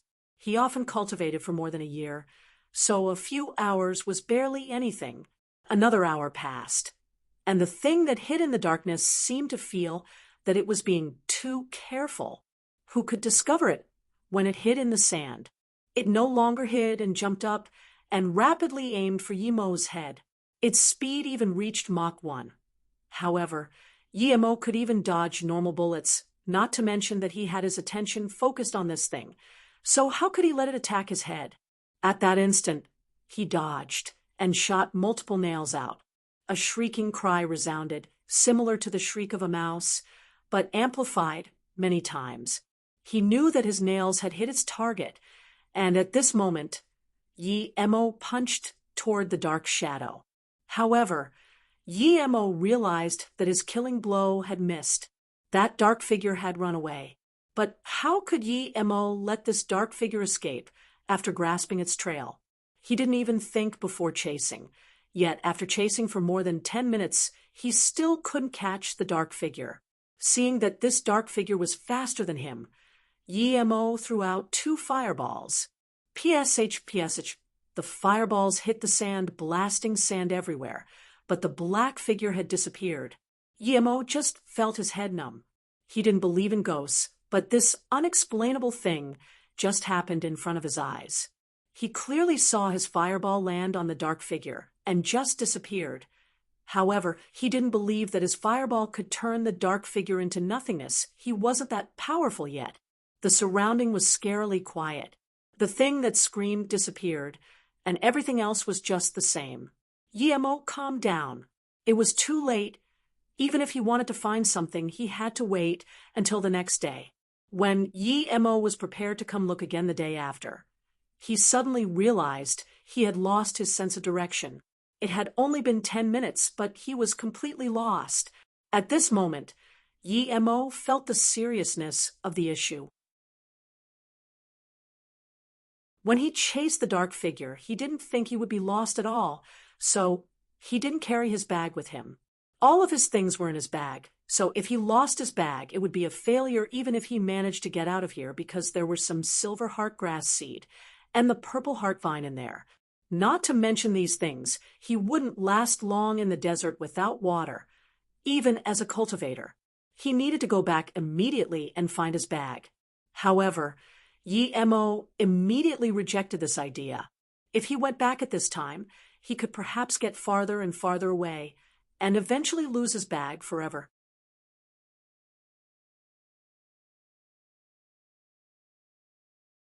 Chapter 103, Yellow-Clothed Woman. Chapter 103, Yellow-Clothed Woman. Yi Mo calmed down his emotions and didn't continue looking for his bag. Instead, he simply sat down where he was. At this moment, he needed to be calm. Any bit of worry might make him take the wrong choice again. Previously, he definitely wouldn't have believed that he would get lost after chasing someone for only 10 minutes. It was said that the Taklamakan Desert was a bewilderment formation. Now, it seemed that there really was one. Although he hadn't slept for the night, Yemo was still full in spirit. The only thing he thought about in his heart was his bag. As soon as dawn approached the next day, Yemo returned to where he had hit the black shadow with a fireball the night before, and was amazed to see that the 2 marks he had made with the fireball had disappeared. There were no signs of movement on the sand, but the mark last night just seemed to have been washed by the sand again. Yemo didn't want to waste time here. The scorching sun had risen up once again. If he couldn't find his bag quickly, losing things was insignificant, but losing his life wasn't an option. Although he was a cultivator, he was only in the 2nd stage of chi gathering and wasn't sure how long he could stay under this blazing sun. He couldn't paigu one or even eat nothing for a week, much less under such harsh conditions. He studied where he was for a long time before calculating a direction according to the sun and darting that way. A little more than 10 minutes later, Yemo stopped. His direction was obviously not right. If it were right, he would have found where he had rested the night before at that point. When Yemo returned back once again, he made the surprising discovery that the place he came back to didn't seem to be the same as before. However, the sand around him looked the same, and he couldn't really tell at all. Although he wouldn't get worried over this, Yemo knew the situation was serious. Before, he didn't have a GPS, but he had a compass and some tools to tell the direction. But now he didn't have anything at all and was lost. Yemo knew that usually people who came to the desert would have some positioning tool with exact longitude and latitude. However, he didn't. He had originally thought that with his cultivation powers, this shouldn't matter much, but now he realized how wrong he was. But even if he had bought a cheap GPS, he wouldn't have kept it on him and would have probably left it in the bag. Now, Yemo felt like he was stuck in a formation. Yemo wasn't completely clueless about formation. He knew some formations, and as long as he had the material, he could set up hundreds of them. However, the place he was lost at didn't seem totally like a formation. Yemo sighed, as he thought that if only he had a storage equipment, then he wouldn't have to worry about losing his bag at all. Yemo didn't run back and fro, and, in the end, just chose a direction and left. Since he was already lost, there was no point staying here. The following 2 days, Yemo hadn't seen any signs of humans or animals. There were no water sources either. Under such scorching sun in the desert, if a normal person ran around like Yemo, no matter how strong he was, he would have been gone already. Even Yemo started to feel that he couldn't take it anymore, and if he continued like this, perhaps it would only be a few days before he would be devoured by the desert. Living for 3 days and 4 nights without drinking or eating, Yemo felt the chi in his body withered, and yet he had no way to cultivate here. The 5th day, Yemo, who had cracked dry lips, seized any intentions of finding a water source. He was unfamiliar with the desert. He wouldn't know what place should have water. If he didn't meet any people or water, he would be in a dangerous situation. But if he didn't keep searching, he would be baked under the sun and wouldn't last much longer as well. He could only dream to be in the 3rd stage right now. Yemo felt helpless. His powers were still too weak. Just as he was thinking, Yemo suddenly noticed the sand under his feet seemed to be flowing slowly. However, that speed was very slow, and if Yemo didn't have spirit sense, he would definitely be unable to tell. Yemo focused again and found that all the sand gradually flowed to a position under his feet. However, there was no sand building up there. What was happening? No buildup of sand. This meant that all the sand had disappeared under the ground. Disappeared under the ground? Yemo was startled. Since it disappeared under the ground, it meant that the ground below him should be empty. Thinking about this, he no longer dared to remain here. He had already used as much power as he could, so if there was a sand whirlpool suddenly, he wouldn't have the means to escape. But just as Yemo was thinking about this, and wanted to leave, the sand under his foot suddenly started to spin. Yi Mo felt it was hollow under his foot, and he was about to sink in. Yi Mo knew clearly that if he was taken away by the sand, he would die with his current state. He didn't want to be taken in by the sand. He stood on the sand and jumped, flying about 5 to 6 meters in the air. But soon he felt something was wrong. Although he jumped up, the suction under his foot was still there, and he didn't have any landing spot. A few days ago, perhaps he would have been able to dash out of the whirlpool with a burst of power. But now he could only watch as he slowly went down. Even if he used his chi to the maximum, he could only at most slow down the speed of descent. The chi in his body was no longer enough to support him moving around. Yi Mo sighed. He didn't expect that he would die like this in the desert. At this moment, he thought of many things. Luo Ying's smile and voice circulated around him. And also what Ning Qingxue had said that night. The things I left in the garden are for Yi Mo. He was stunned for the moment.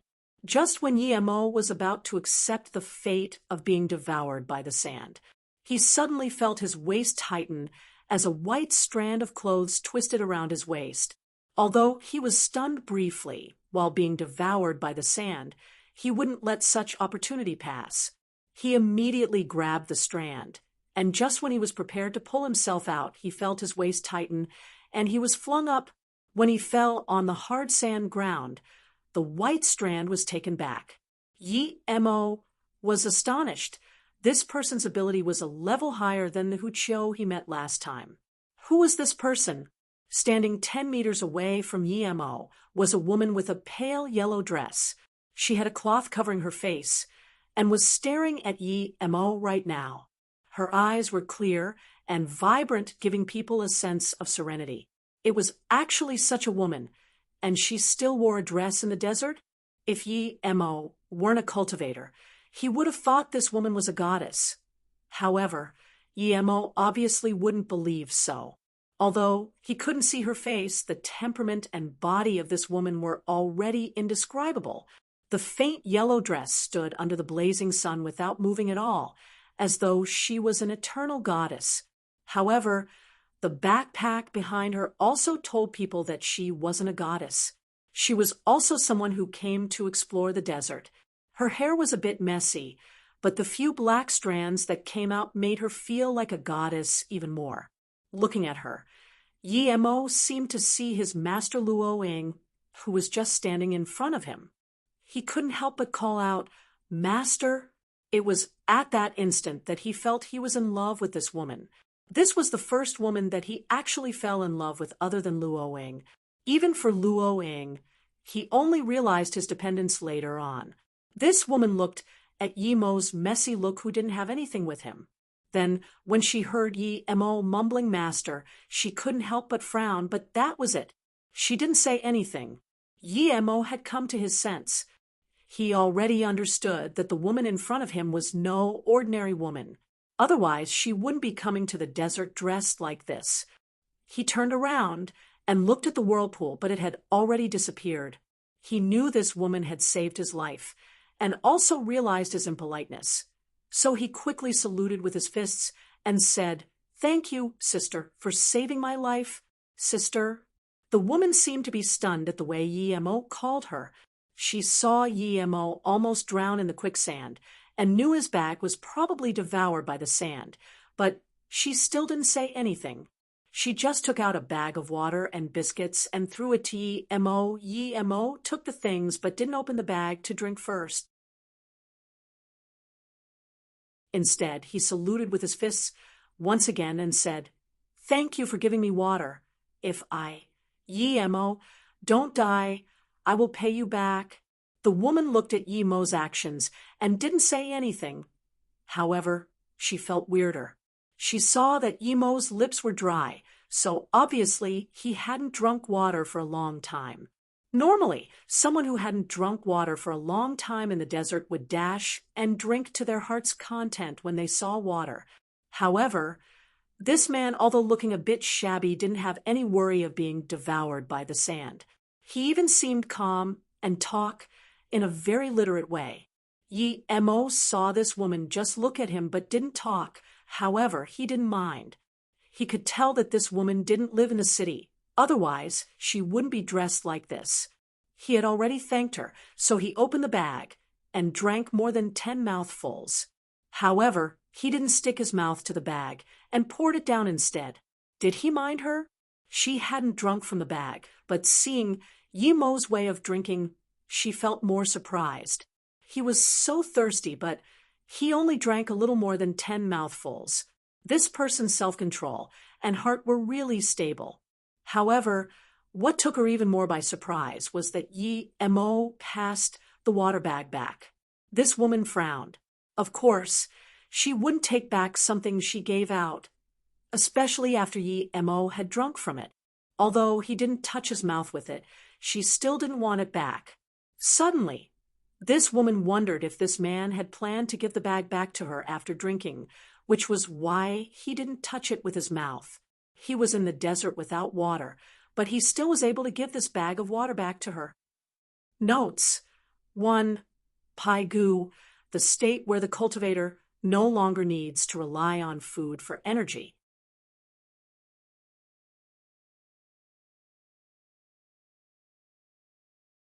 Chapter 104.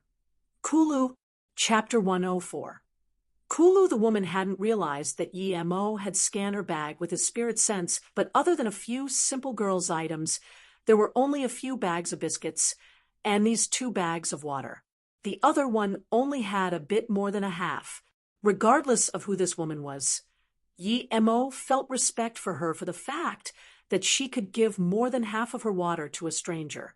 He was a cultivator, so with these 10 mouthfuls of water, he should be able to find his bag after asking for directions from this woman. He didn't want to endanger that woman's life because of the water, since no matter how strong she could be, she wasn't a cultivator that could use chi to recover. Without water, she may be worse off than him. Seeing that this woman looked at him without speaking, Yi Mo just felt a little confused and wondered if this woman was mute, which would be too unfortunate. How could such a stunning woman be mute? I just lost my bag. Can you tell me how to head to the center of Luobu Lake? Seeing that this woman didn't talk, Yi Mo could only explain himself. The woman took out a small round disc and looked at it before suddenly pointing a direction. Then she turned and left. However, she didn't take back the food and water Yi Mo tried to pass back. From the moment this woman had saved Yi Mo and gave him directions, she hadn't said one word, so he wasn't sure if she didn't want to talk or couldn't. Seeing the woman disappearing, Yi Mo felt like he had lost something. He had seen a lot of beautiful women. Ning Qingxue, Qi Wanqing, Su Jingwen, even Yun Bing was very beautiful, but he had never seen someone like this woman who made him lose a part of his soul. Yi Mo followed the direction she pointed and sprinted over. He didn't expect to find that place in less than half a day. The place that he had looked so hard for a few days was so actually close. Yi Mo was speechless. However, when Yi Mo came back to his resting place, he realized that his bag had disappeared. People had come here these few days, and Yi Mo saw some of their messy footprints and immediately knew his things were taken. He followed the footprints and just walked 100 to 200 meters before finding 2 utility cars behind a dune, and 4 Caucasians were sitting under a tree eating. His bag was tossed aside, and one of them was looking at Yi Mo's porcelain bottle, which contained his pills inside. Yi Mo walked over and packed his bag, but the model Wendong gave to him was missing. Yi Mo immediately scanned with his spirit sense and found it lying inside one of the cars covered in a box. It seemed these people also knew that it was worth quite a lot. Seeing Yi Mo pick the bag up, one of the men immediately came and spoke for a long time. Yi Mo had learned some simple English in Ninghai University so he could understand, but he couldn't be bothered to respond. These people took his things and asked why he was taking it back. Who are you? This bag is ours. Why are you taking it? That man holding the bottle reproached aggressively toward Yi Mo. He actually spoke fluent Chinese. Yi Mo immediately grabbed the bottle from his hand and put it back in his bag. He sneered, "Yours? I left it 200 meters over there. How is it yours?" This foreigner was still going to speak, but the person next to him stopped him and spoke in English. "Mac, since this bag is his, let him take it. We don't lose anything." Then he signaled, and this man called Mac immediately stopped. Yi Emo knew what they were thinking, but why would he let them do as they wish? One dong gave that model to him. Although he didn't have any use for it, he didn't want to leave it to a few bad-looking people. Originally, these few people didn't think Yi Emo had noticed his model was gone, but they saw Yi Emo walk straight toward one of the cars and open the case containing the model. He took out the model and the information before dumping it on the ground. How did he know it was in the car? These few foreigners were still thinking when Yi Emo had already stashed the things inside. The four men reacted and immediately stopped Yi Emo solving things the hard way. Yi Emo sneered and used a swirling wind kick and sent the foreigners flying out meters away. Then he looked bleakly at them. "If you dare to come again, I won't go easy anymore." The four looked at each other and watched as Yi Emo just walk out of there. They didn't dare to speak anymore. Although Yi Emo thought it would be best to kill these four, he thought it would be overreacting for killing these people when they just took a bag in the middle of nowhere. However, when Yi Emo didn't walk far, he suddenly remembered something and walked back once again. What do you want?" "We already gave it back to you," the man who could speak Chinese asked worriedly. Yi Emo ignored him and just took a map of the desert from the car. He didn't have one, so with this, he would be able to find a way back even if he ended up being lost again. He looked at the GPS that seemed to be charging in the car. Yi Emo pulled it off, but it was immediately out of power. He thought and chucked it back. Then he took another foldable backup tent and 10 bottles of water into his bag. Seeing Yi Emo just take those few men felt relieved. But then, something that made them worry happened again. Yi Emo actually took some silver pieces in the car. What took Yi Emo's attention wasn't their worth, but because it had the Tibetan character door. Could the letter before it be holy? Yi Emo knew these foreigners came to the Taklamakan to make a fortune. They were looking for these artifacts. The relevant departments wouldn't even care if they took it. Yi Emo couldn't be bothered with these things, but with that character, Yi Emo immediately took it seriously. Seeing Yi Emo just take one piece and left the other things untouched, these few foreigners felt relieved once again. The piece didn't worth much. "Where did you find the silver piece?" Yi Emo waved it in front of the foreigners and asked. The foreigners looked at each other but didn't talk. Yi Emo sneered and spoke once again. "If you don't want to speak, fine, but I see there are a lot of good things on your car. I don't mind driving your car away. Oh, by the way, I could make a fire with the remaining car." As soon as Yi Emo spoke, the man who could speak Chinese immediately said, "I know." Hearing these words, Yi Emo threw the map over and said, "Show me the location on this map. If there is the slightest difference with mine, I'll make sure you won't leave the desert." "It's already marked on the map." The man spoke quickly. Yi Emo opened the map and indeed saw a place marked with a few English words. Before Yi Emo asked what it meant, the man explained. "We found the silver pieces there because we had found a stone tablet marked with Kulu, so we called that place Kulu." The man didn't seem like he was lying, so Yi Emo took the map and didn't bother with these few people. He took out his simple map and compared. He made the surprising discovery that this Kulu was the exactly same place marked in his goatskin map. Kulu was probably what he was looking for. Yi Emo suppressed the joy in his heart, thinking whether this Kulu was the Ku Lake or not. Yi Emo needed to get there quickly, and the map he took from the foreigners were much more precise than his map. Everything was marked clearly on the map. Seeing Yi Emo didn't take their car, they finally felt relieved. China's kung fu was too magical. That man just kicked, and they all flew.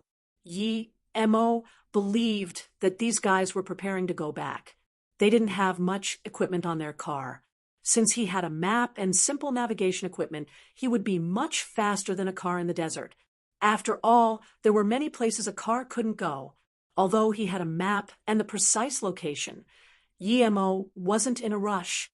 He knew he couldn't be hasty if he wanted to find that place, and he needed to keep his calm. He thought about what happened a few nights before, and knew that the black shadow that attacked him was definitely a type of animal in the desert. As for why he would lose his way, he still couldn't understand. But one thing was for sure, he hit his nails, thinking about the disappearing shadow and fire marks, as well as the whirlpool that almost made him lose his life. Yemo connected these things together. He wondered if the place he had sat before was also gradually falling, and that caused the marks to disappear? However, thinking that he was sitting at a place where sand fell down, no matter how strong Yemo's heart was, cold sweat slowly fell down his spine. He then thought about the goddess-like woman who saved him. Who was she? In order to conserve his stamina, Yemo didn't run. He chose to walk during the day and rest at night. Ever since he had met the whirlpool that day, Yemo was very cautious. When he rested, he would make sure he found a good place. On the third night after acquiring the map, Yemo stopped at a wall that had been ruined by the sand. He was preparing to rest here for the night before continuing.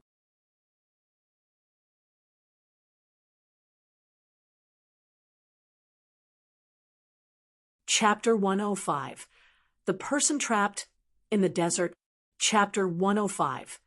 The person trapped in the desert at this moment, Qi Wanqing and Ning Qingxue, had already entered the desert. However, they didn't come by themselves as originally planned. Instead, there was a whole vehicle crew. Although Qi Wanqing didn't want her father intervening, her father didn't bring up about anything in the past this time and allowed her to enter the desert. Thus, she could only retreat a step. Besides, she knew that her father was doing it for her sake. With her compliance, Qi Yujun not only arranged a few cars for Qi Wanqing but also sent people to go with her in the desert. This was using his authority for private matters, but if it hadn't been for his daughter, Qi Yujun would have never done such thing. However, he had no choice. The daughter he hadn't seen for a few years was going to the desert, and no matter how he had tried to persuade her, she wouldn't agree. He didn't want to have a big fight again, so he could only comply and send people to protect her. Yemo carefully inspected the wall. He was sleeping it overnight. Feeling that it was very sturdy, he was assured and opened up the tent. It would be too hot for sleeping bag at night, so he didn't bother pulling that out. At night, Yemo didn't want to sleep. He was cultivating outside the tent, but by midnight, he felt he was being watched again. This feeling made him very uncomfortable, and he felt more weird. He wasn't the only person to come to the desert, but why did this only happen to him? Yemo didn't continue waiting this time. He packed his things into the bag and carried his bag. He felt that the thing that was watching him stayed where it was. He wasn't sure if it was the same thing from last night, but since he was being watched, it meant that there was something attracting it from him. As for what it was, he didn't know. Was it still a bear cockroach watching him? Yemo knew this was impossible because it wouldn't be able to survive in the desert. He came to the desert to find the purple heart vine. Did this thing come because of the purple heart vine in his bag? Because other people didn't have it, only he did. If that was the case, this would mean that the thing was sensitive to the purple heart vine. After Yemo put on his bag, he wasn't in a rush to attack this thing. Instead, he took out a metal nail and marked it with his spirit sense before suddenly standing up and walking away from the wall. At the same time, he shot the nail towards the black shadow. CHHH, Yemo knew he hit his target and immediately chased. This time, he had everything with him, so he wasn't afraid of getting lost. With his food and water as well as his powers, he would be able to survive a month or two in the desert without problems this time. Yemo didn't lose it. He followed closely behind. Although the shadow was on the border of escaping his spirit sense range, he had marked it with a nail. Yi Mo believed that as long as his spirit sense focused the nail, he would be able to catch that shadow. Although Yi Mo followed the shadow closely, he felt intrigued about the shadow's stamina. He was sure his nail hit it, but how was it still able to run so fast? The shadow that attacked him a few days ago was like this as well. Just when Yi Mo was thinking of a way to speed up and catch the shadow, a feeble cough sounded from the distance. The sound was so small that if his hearing wasn't great, he definitely wouldn't be able to hear it. Just phasing for this moment, Yi Mo lost track of the black shadow. However, Yi Mo wasn't annoyed. That black shadow must have gone hiding somewhere. The black shadow was shot by the nail. Even if it took the nail out, he worked the nail and would be able to find it with the spirit sense mark. It would be fine at least within a few hours. Now that the thing disappeared, Yi Mo couldn't be bothered finding it. He just followed where that moan was before. Two men and a woman leaned weakly against a tattered tent. Yi Mo's spirit sense scanned them before he even went there. The three had messy and dirty hair and looked very shabby. The two men actually carried guns with them. Although that woman didn't have a gun, there was ferocity in her expression. Yi Mo seemed to have seen this ferocity somewhere. Looking at the position they were sitting, it was obvious these three weren't in the same group. Although they all looked like they were about to die, the two men still stared vigilantly at the woman, as if preventing her from playing any tricks. As soon as Yi Mo arrived, the three were immediately frightened. It was in the middle of the night, in the desert, and a figure suddenly appeared. No matter how brave they would still be frightened. Although they were shocked, it was obvious they had no strength left to get up. However, one of them pointed a gun at Yi Mo, but didn't fire. Yi Mo noticed their cracked lips and their sandstorm, tattered clothes. It was obvious they had been in the desert for a while. "Who are you?" a person holding a gun asked nervously at Yi Mo. "Are you a human or a ghost?" The woman looked very threatening. But how could she not be afraid seeing a person carrying a bag in the middle of the night in the desert? She subconsciously moved toward those two men, but perhaps she was out of energy, so she only moved a little bit. "Who I am is not important, but if you continue to point a gun at me, I'll guarantee you won't see tomorrow's sun," Yi Mo said faintly. He hated people pointing guns at him. And these three didn't look like ordinary people. Even when they were fatigued by the desert, he could still feel their ferocity, whether it was the woman or the two men. To Yi Mo's surprise, the person suddenly took the gun back and coughed before saying tiringly, "I hate the morning sun right now." Yi Mo suddenly felt this person was a bit cute and smiled. "You are lost in the desert?"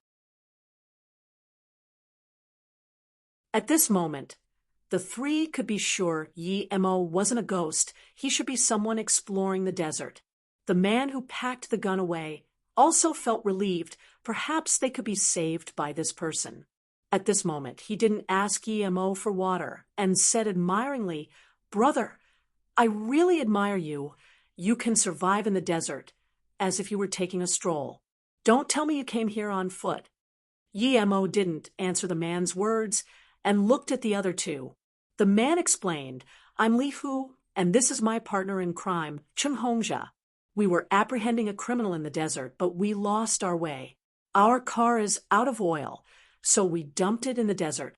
We wanted to ask for backup, but our communication and GPS were all useless. Then we walked some distance trying to find a place with signal, but it was worse. We are still lost, and it has already been many days now." Seeing Yi Mo didn't talk, Li Hu took out his phone and said, "Originally, I thought we could still call for help even if we were lost, but a few days later, the phone was out of battery. Plus, in order to capture her, we went into the desert in a hurry and basically didn't prepare anything. Although we caught her, but we're trapped in the desert and probably will die in a day or two." This Li Hu seemed to be free-spirited and didn't take death seriously. Yi Mo looked at the woman, thinking that although she had been tortured by the desert to the point that she couldn't move, her ferocity was still there. Since they were capturing criminals, it meant these two were from the police or another department like that. Shameless, you two are the criminals. Is that thing yours? What right do you have to get it from me? Besides, it's not even on me, the woman immediately rebutted, and her tone was rather contemptuous.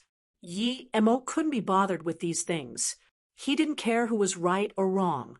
Seeing these three unable to sustain much longer, he took out 15 bottles of water and gave 5 to each.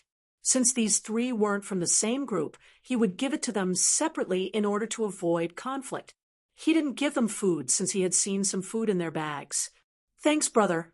I don't need this much. 3 are fine. You are still in the desert. Keep some for yourself. Li Hu took some water and thanked him immediately. Yi Mo gave them water because he had found a lot, and another reason was because that yellow-dressed woman was generous when saving him. He felt he was affected too. Of course, Yi Mo liked Li Hu's personality. This person was optimistic. Now that he told Yi Mo to keep some, Yi Mo had a better impression of him. Chen Hongzhi took the water and thanked Yi Mo, but didn't say the water was too much. He quickly opened a bottle and drank everything. He looked at the remaining water and didn't continue drinking. He knew he couldn't drink too much now. The woman took the 5 bottles and thanked Yi Mo excitedly. Thank you. You are a really good person. I'm called Feng Tian, and I only need 3 bottles too. Then she gave 2 bottles back to Yi Mo. Yi Mo waved his hand. I still have 10 bottles. You don't need to give it to me. I have enough. However, he felt Feng Tian's temperament didn't match with her name. 1. She looked ferocious, but her name was very docile. Chen Hongzhi saw that out of the 3, he was the only one to not say anything and drank first. He felt quite awkward. Li Hu drank half a bottle and felt that he had recovered a lot. Then he looked at Feng Tian and said, Okay, you say you're not a criminal, but do you dare to say you weren't from Beisha? You dare to say that the explosion in Tan, a few months ago, was unrelated to you? Are you still going to say you didn't take that thing? We already said, as long as you give me that, I can even give you payment and won't look for trouble. Besides, do you even need it? Feng Tian opened her mouth, but eventually didn't say anything. Note 1. Tian means sweet.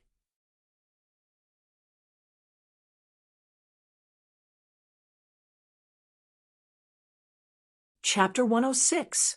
Chase. Chapter 106. Chase. Yi Mo suddenly understood. The explosion a few months ago at Tan was done by Wendong and him. Back then, he had heard Gong Huishan say that Wendong was from Beisha, although Yi Mo didn't know what kind of organization it was. Now that Li Hu said that Feng Tian used to be in Beisha too, he finally understood why he felt that familiar feeling from her. It was because of Wendong. Yi Mo looked at Li Hu and suddenly smiled. You actually accused wrongly Feng Tian this time because first, she doesn't have what you're looking for, and second, she hadn't even tried to take it. Yi Mo didn't tell them about the explosion a few months ago. He only helped Feng Tian because she was indeed innocent and hadn't exposed Wendong. Besides, Li Hu also said that if she had taken it out and gave it back, she wouldn't be held responsible and would even be rewarded. Nonetheless, this thing was kind of useless to Yi Mo. How do you know? Do you know what we're looking for? Li, who just recovered some strength after drinking water. He stood up, but his body was still weak. Yi Mo waved his hand. You don't need to know how I know, but since you mention a reward for this thing, we could make a deal. It doesn't matter, even if I sell it to you. My friend doesn't need it anyway. Li Hu immediately called out in surprise. Of course we agree. Definitely. Name a price, we will definitely accept it. He didn't even say that Yi Mo couldn't ask for too much. From this, it could be seen how important this thing was to him. Besides, he probably knew that if Yi Mo could give water to strangers in the desert, he definitely wouldn't be some nasty person. Before Yi Mo could respond, Feng Tian yelled in surprise. Do you know where Sister Dong went? The hope in her eyes was obvious. I don't know. Yi Mo could tell that not only Feng Tian came from the same organization as Wendong, but they seemed to have left it together, and their relationship was quite good. Hearing Yi Mo's words, Feng Tian's eyes flashed with a sliver of disappointment. Yi Mo, however, turned around and gave a look of approval to Li, who, thinking that his name didn't match with his character, won. Seeing Li Hu looking desperately at him, Yi Mo smiled. "How much can you give?" $500,000, Li Hu said. Feng Tian immediately rebutted, "This thing could easily sell for a few million on the international market. How can you even say 500,000? Li Hu's eyes flashed with guilt after hearing Feng Tian's words. For him, 500,000 was the highest he could give. After all, his department wasn't the same as those foreign departments. He also understood his price was absurdly low, perhaps not even 10% of its worth. Yi Mo could tell from his expression that 500,000 was probably the highest price Li Hu could afford. Anyway, he really didn't need it, and it took up a large space in his bag, which annoyed Yi Mo quite a bit. Since he had a good impression of Li, who he wouldn't waste time, that he surely didn't have, haggling on a model that was useless to him. Now, his main purpose wasn't to earn money, but of course, it was always good to have money, and Yi Mo was very satisfied if he could get $500,000 out of nowhere. In fact, 500,000 is indeed a bit low. How about I give another 200,000? Li Hu said awkwardly. Cheng Hongzhe suddenly interrupted. Li Hu, where are you going to get another 200,000? Are you going to use your own money? Before Li Hu replied, Yi Mo waved his hand and said, "Okay, 500,000 is good. I'll sell it to you." Then Yi Mo took out that model and the information and passed it to Li Hu. "You're talking about this, right?" Li Hu was stunned, as he had never expected things to be so successful. Feng Tian, who hadn't expected that it would be on him, was also surprised. Li Hu finally understood and took it as if he were dreaming. He flashed it with a torch and said, "Yes, it's this, thank you, thank you. I really didn't expect to find this in the desert. However, I don't have any money with me." Even Li Hu felt embarrassed himself. Although this was very important to him, it still didn't belong to him. He couldn't just speak empty words. However, Yi Mo smiled and said, "Then you owe me. Leave me a number. I'll call you when I get back, and you'll give the money to me then." What? Not only Li Hu was shocked, but even Feng Tian and Cheng Hongzhe were surprised and wondered how someone could have so much trust when doing business. Li Hu really didn't know what to say. He could tell Yi Mo wasn't an ordinary person, but he didn't expect him to be so trustful.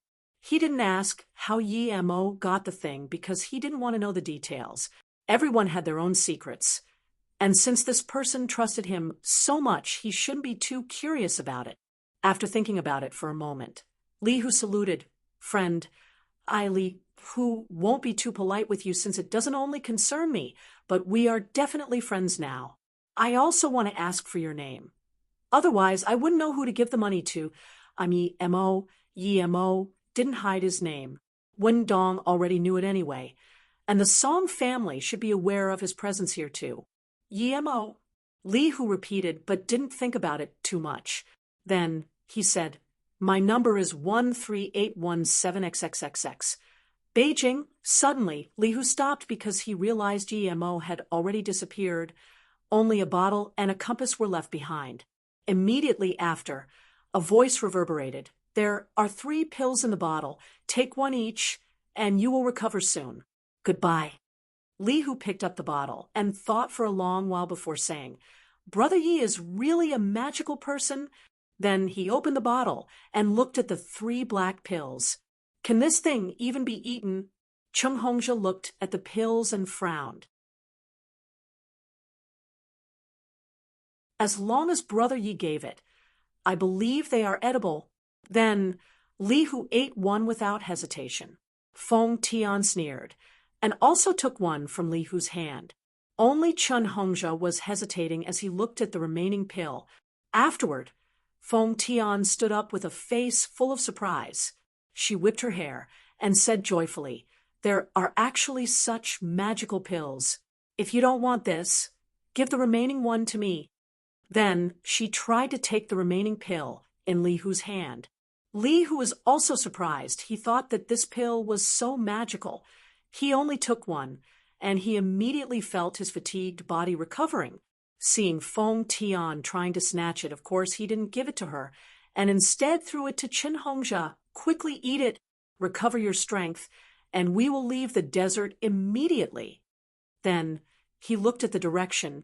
Yi Mo disappeared before mumbling once again, "Brother Yi is really a magical person. He could possibly be from one of the ancient martial arts families. Only they would have such magical pill, and only they would be able to walk in the Taklamakan desert so casually." Yi Mo didn't have time to talk with them because he had felt that black shadow again. He wanted to know what this thing was, and if it was sticking with him. For the purple heart vine. Of course, Yi Mo only looked for 10 minutes or so, and finally saw another obscure black shadow. Although it was very fast, Yi Mo's wasn't slow either. The black shadow looked like the root of a tree, and Yi Mo even wondered if it had transformed from a tree root. Even though Huyang trees were said to live for millennia, Yi Mo knew his idea was too otherworldly. Yi Mo was so focused on chasing the black shadow in front of him, he didn't even look at the direction or notice his path. However, this time he had his bag with him and didn't need to worry about this. He didn't believe that a desert could devour a cultivator with supplies. So a few hours later, when the sky was getting brighter, Yi Mo could already start to see what was in front of him. That black figure really was a Huyang tree root. The sky was bright, and Yi Mo wouldn't worry about this thing getting away. But now, when this thing was right in front of Yi Mo, it suddenly disappeared again. If it wasn't for the fact that Yi Mo had been prepared and left a spirit sense mark on the nail, he would have lost it again. At this moment, Yi Mo had finally understood. No wonder it kept appearing and disappearing when he chased it the night before. This shadow could travel through the sand, and without the mark, he couldn't keep up with it. And now that Yi Mo understood, he wouldn't let it go. This thing was extremely fast in the sand too, but Yi Mo kept a tight chase. He refused to believe that he couldn't chase up an animal in the desert. This shadow not only had a strong life force, but stamina as well. After playing tag with Yi Mo in the desert for the entire day, it finally slowed down. Yi Mo also gasped a breath. He was feeling tired. He took out a bottle and drank it clean. Suddenly, Yi Mo was dumbfounded. Originally, he knew this thing was deep in the sand, so he was still able to track it down. But now, this shadow appeared to have understood Yi Mo and went deeper and deeper into the sand until it gradually reached out of Yi Mo's maximum detection range. Yi Mo's spirit sense mark could be felt at most within 50 meters.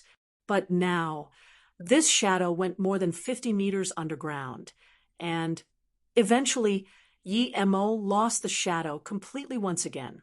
Yi Mo stood depressed at where the shadow dug down and was very annoyed. He was wondering if he should dig open here and look, but it was too dangerous to dig randomly in the desert. He still had a clear memory of the danger when he almost sunk into the desert. Note 1. Who means fox here?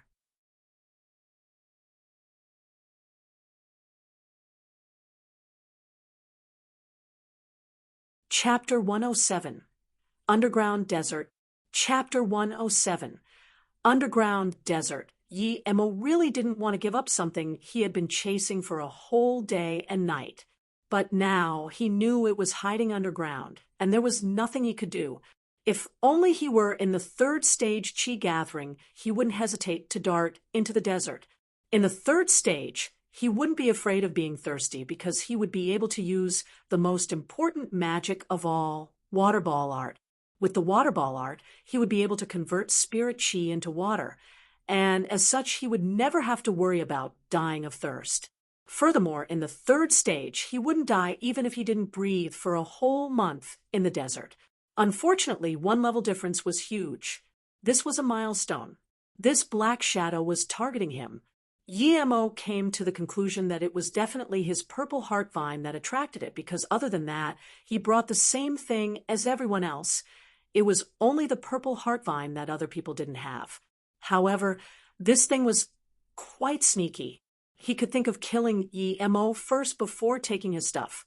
Then Yemo suddenly thought of something important. He had been chasing this black shadow for a whole day, but why did it only crawl into the depth now? According to its cunningness, it should have thought of this idea long ago. What did this mean? It meant that it could only crawl in at specific locations. Thinking about this, Yemo immediately rejoiced. This place looked the same as any other part of the desert, but there were too many mysterious remains buried underneath, including all those ancient cities lost in the flow of time. Perhaps this place was a tunnel towards an underground city, and maybe the whirlpool he fell into last time was also a tunnel towards an underground city. Sigh. Thinking about it, Yemo felt a little disappointed again for not being in the third stage yet. Yemo set his gaze on his bag. He still had 10 bottles of water, plus the bag of water the yellow-clothed woman gave to him, and all the pills Yemo had made.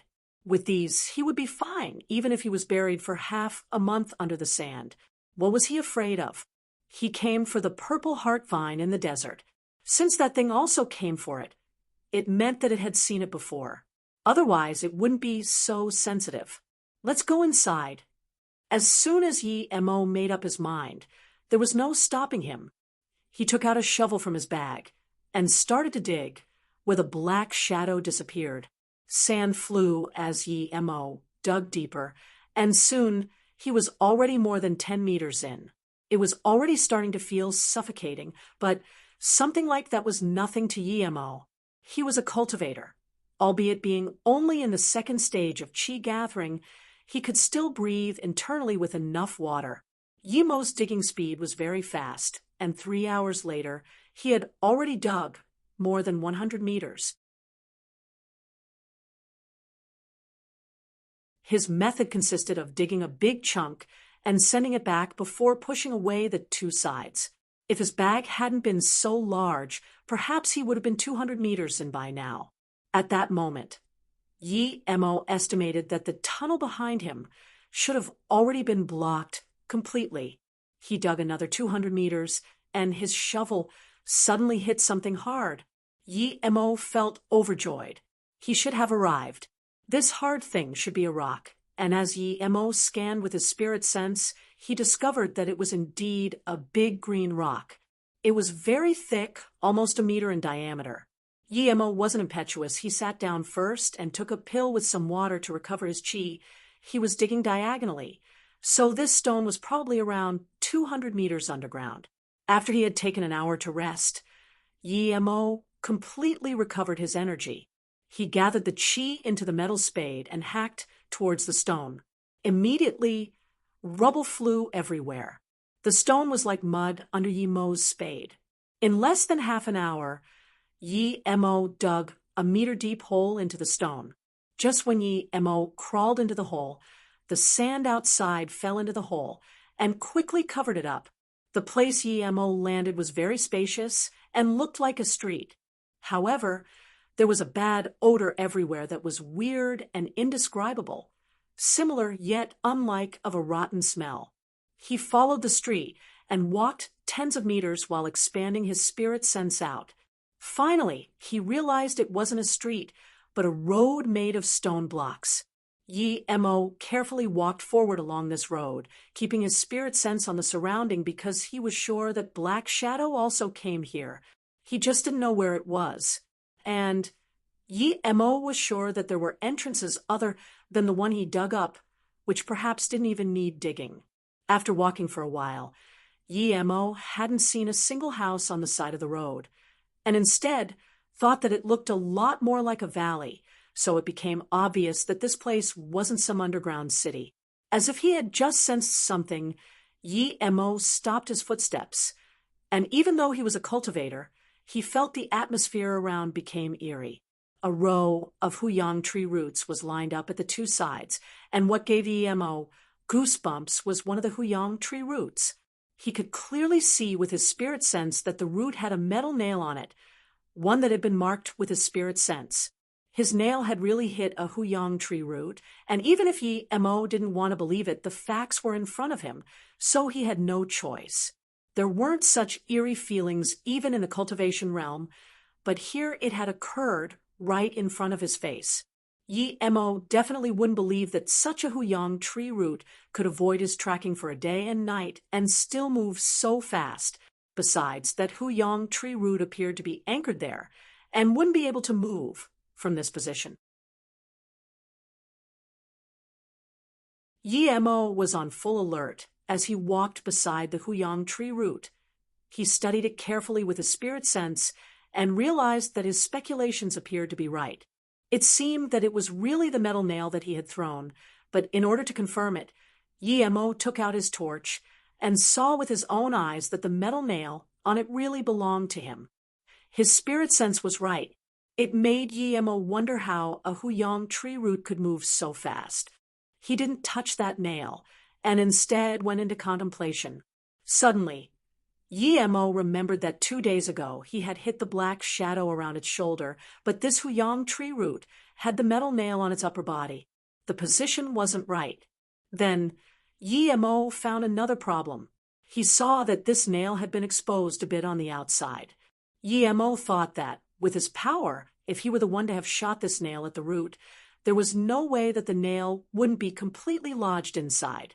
All these signs showed that Yi Mo wasn't the one that inserted the nail there, but it was done later by someone or something else who could put a nail in the huyang tree root.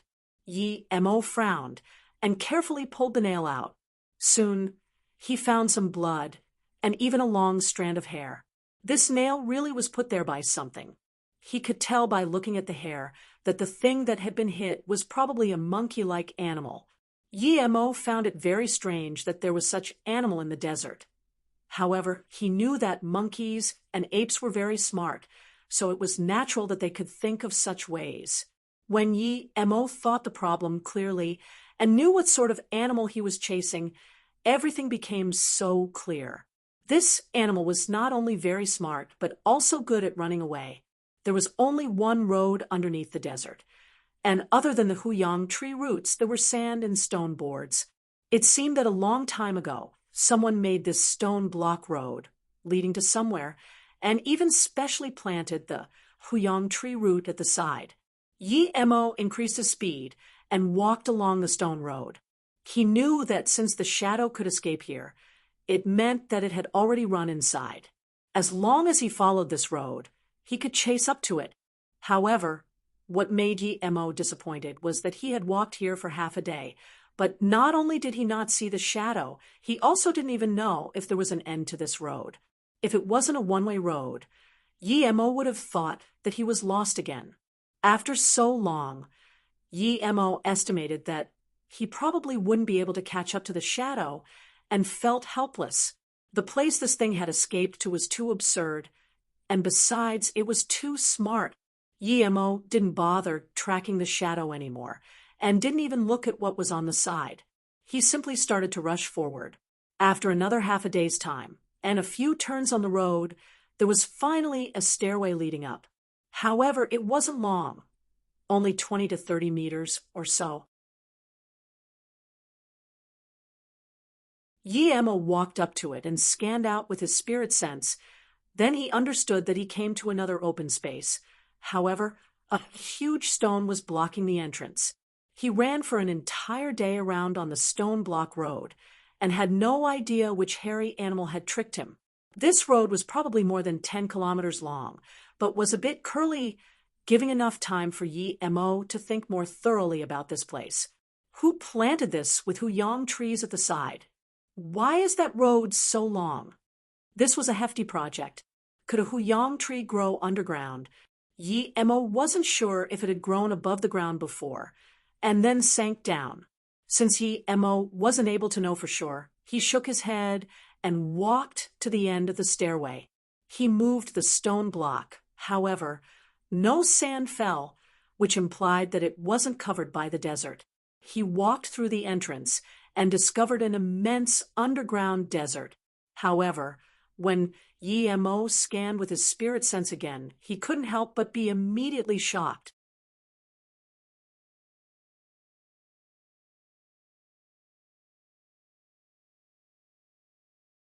Chapter 108. Re-encounter. Chapter 108. Re-encounter. The scene he saw was a desert, but this wasn't the main point. The main point was that it was grown full of purple heart vine. Under the scan of Yi Mo's spirit sense, there were hundreds of them. Yi Mo took out the torch and shone it over the surroundings. There was a dense patch of purple heart vine, even in the distance. Furthermore, they were even thicker than the wrist. They definitely had been growing for thousands or even tens of thousands of years. Purple heart vine, although it is the spirit herb of the lowest level in the cultivation realm, it would be very valuable if it was more than 3,000 years old. One could even sell it for hundreds of spirit stones, but now there's so much here. Yi Mo held his breath. He was indeed shocked. He did find purple heart vine. Moreover, there was so much, and they were all very old. However, he didn't feel the slightest sense of joy. Instead, he felt a faint sadness. What was this? Yi Mo didn't move. Instead, he closed his eyes and felt with his spirit sense. Indeed, this place was surrounded by purple heart vine. He saw right, but that faint sense of sadness was also real. Suddenly, Yi Mo noticed a problem.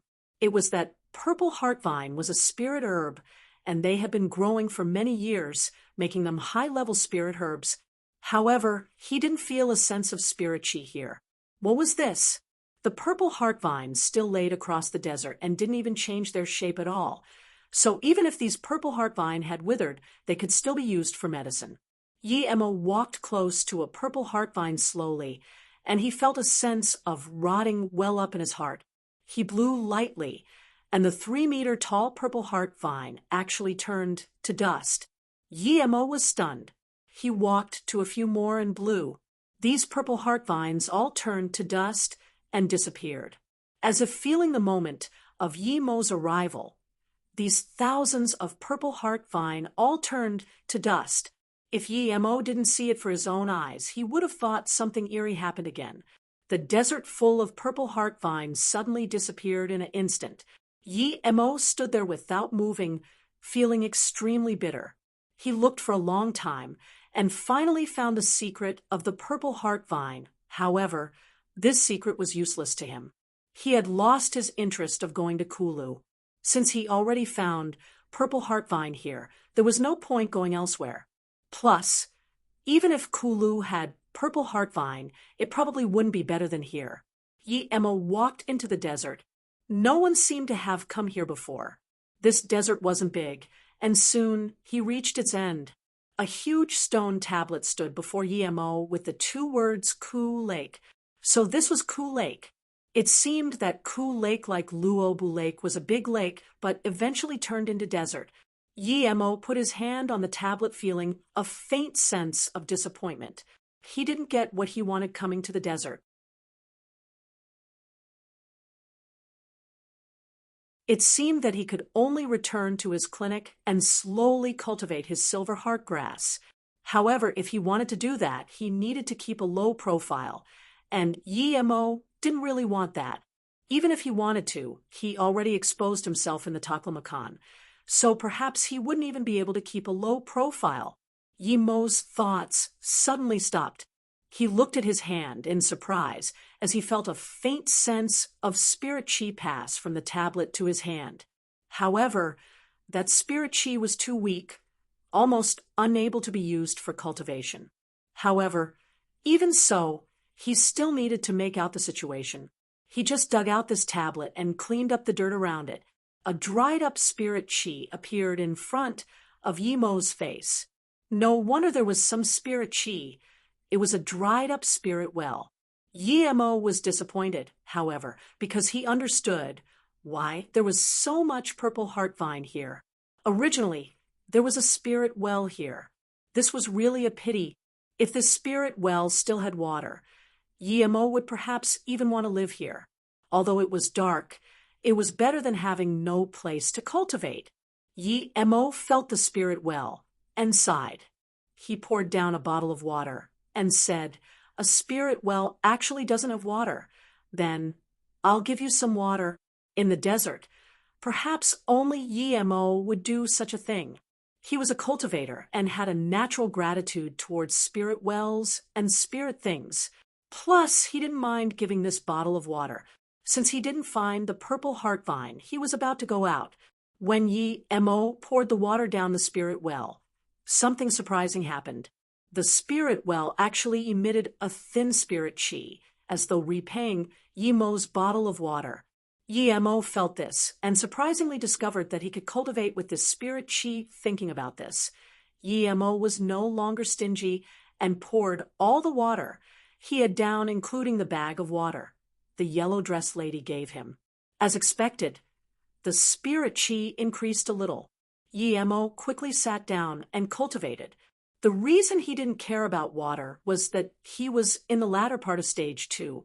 As long as he could reach stage 3 with the spirit chi, he wouldn't care if he had no water, because at that time he would be able to use water magic. Time passed fast as he cultivated. Yi Mo didn't know how long he cultivated for, but it was approximately 3 to 4 days. When he woke up, he found that there was no more spirit chi from the well. Yi Mo could only helplessly stood up. This spirit well had been tried for too long, and because of that, it wasn't enough for him to reach stage 3. However, Yi Mo felt his power and discovered he was at the peak of stage 2, just a thin line from level 3. Perhaps in less than 2 years, as long as the opportunity came, he could ascend to level 3. Yi Mo bowed to the spirit well. No matter what, this spirit well helped him a lot. However, Yi Mo knew that no matter how much water he had, perhaps the spirit well could only emit this last spirit chi. Yi Mo didn't know how this place formed, but it seemed that someone intentionally used the desert as a barrier to protect this spirit well and purple heart vines. After eating some simple food, Yi Mo walked over to the staircase and climbed up another staircase. A few minutes later, Yi Mo arrived at the bottom of a stone board again. He moved it aside and sand fell, causing a piercing bright ray of sunlight to fall on his eyes. Knowing that he had already come out, he returned the board back before covered it up with sand. Perhaps one day he would once again return here due to the dried-up spirit well. When Yi Mo stood in the desert again, he realized he was actually in a patch of forest. However, this forest was dead. There were dead huyang tree roots everywhere. Just when Yi Mo was thinking if this was the legendary demon forest, a few gunshots interrupted his thought, making him frown. There were gunshots? Did Nanqing's people chase here? But then he thought that even if it were Nanqing people, they wouldn't shoot without seeing him. But soon, Yi Mo understood. A yellow-dressed lady stumbled from the demon forest and dashed to the side. It was the girl who saved him. She had a red spot on her shoulder. She had already lost her bag, and a few men with guns even chased her here. Seeing their ferocious looks, Yi Mo knew they were from Nanqing. A sense of guilt rose from Yi Mo's heart.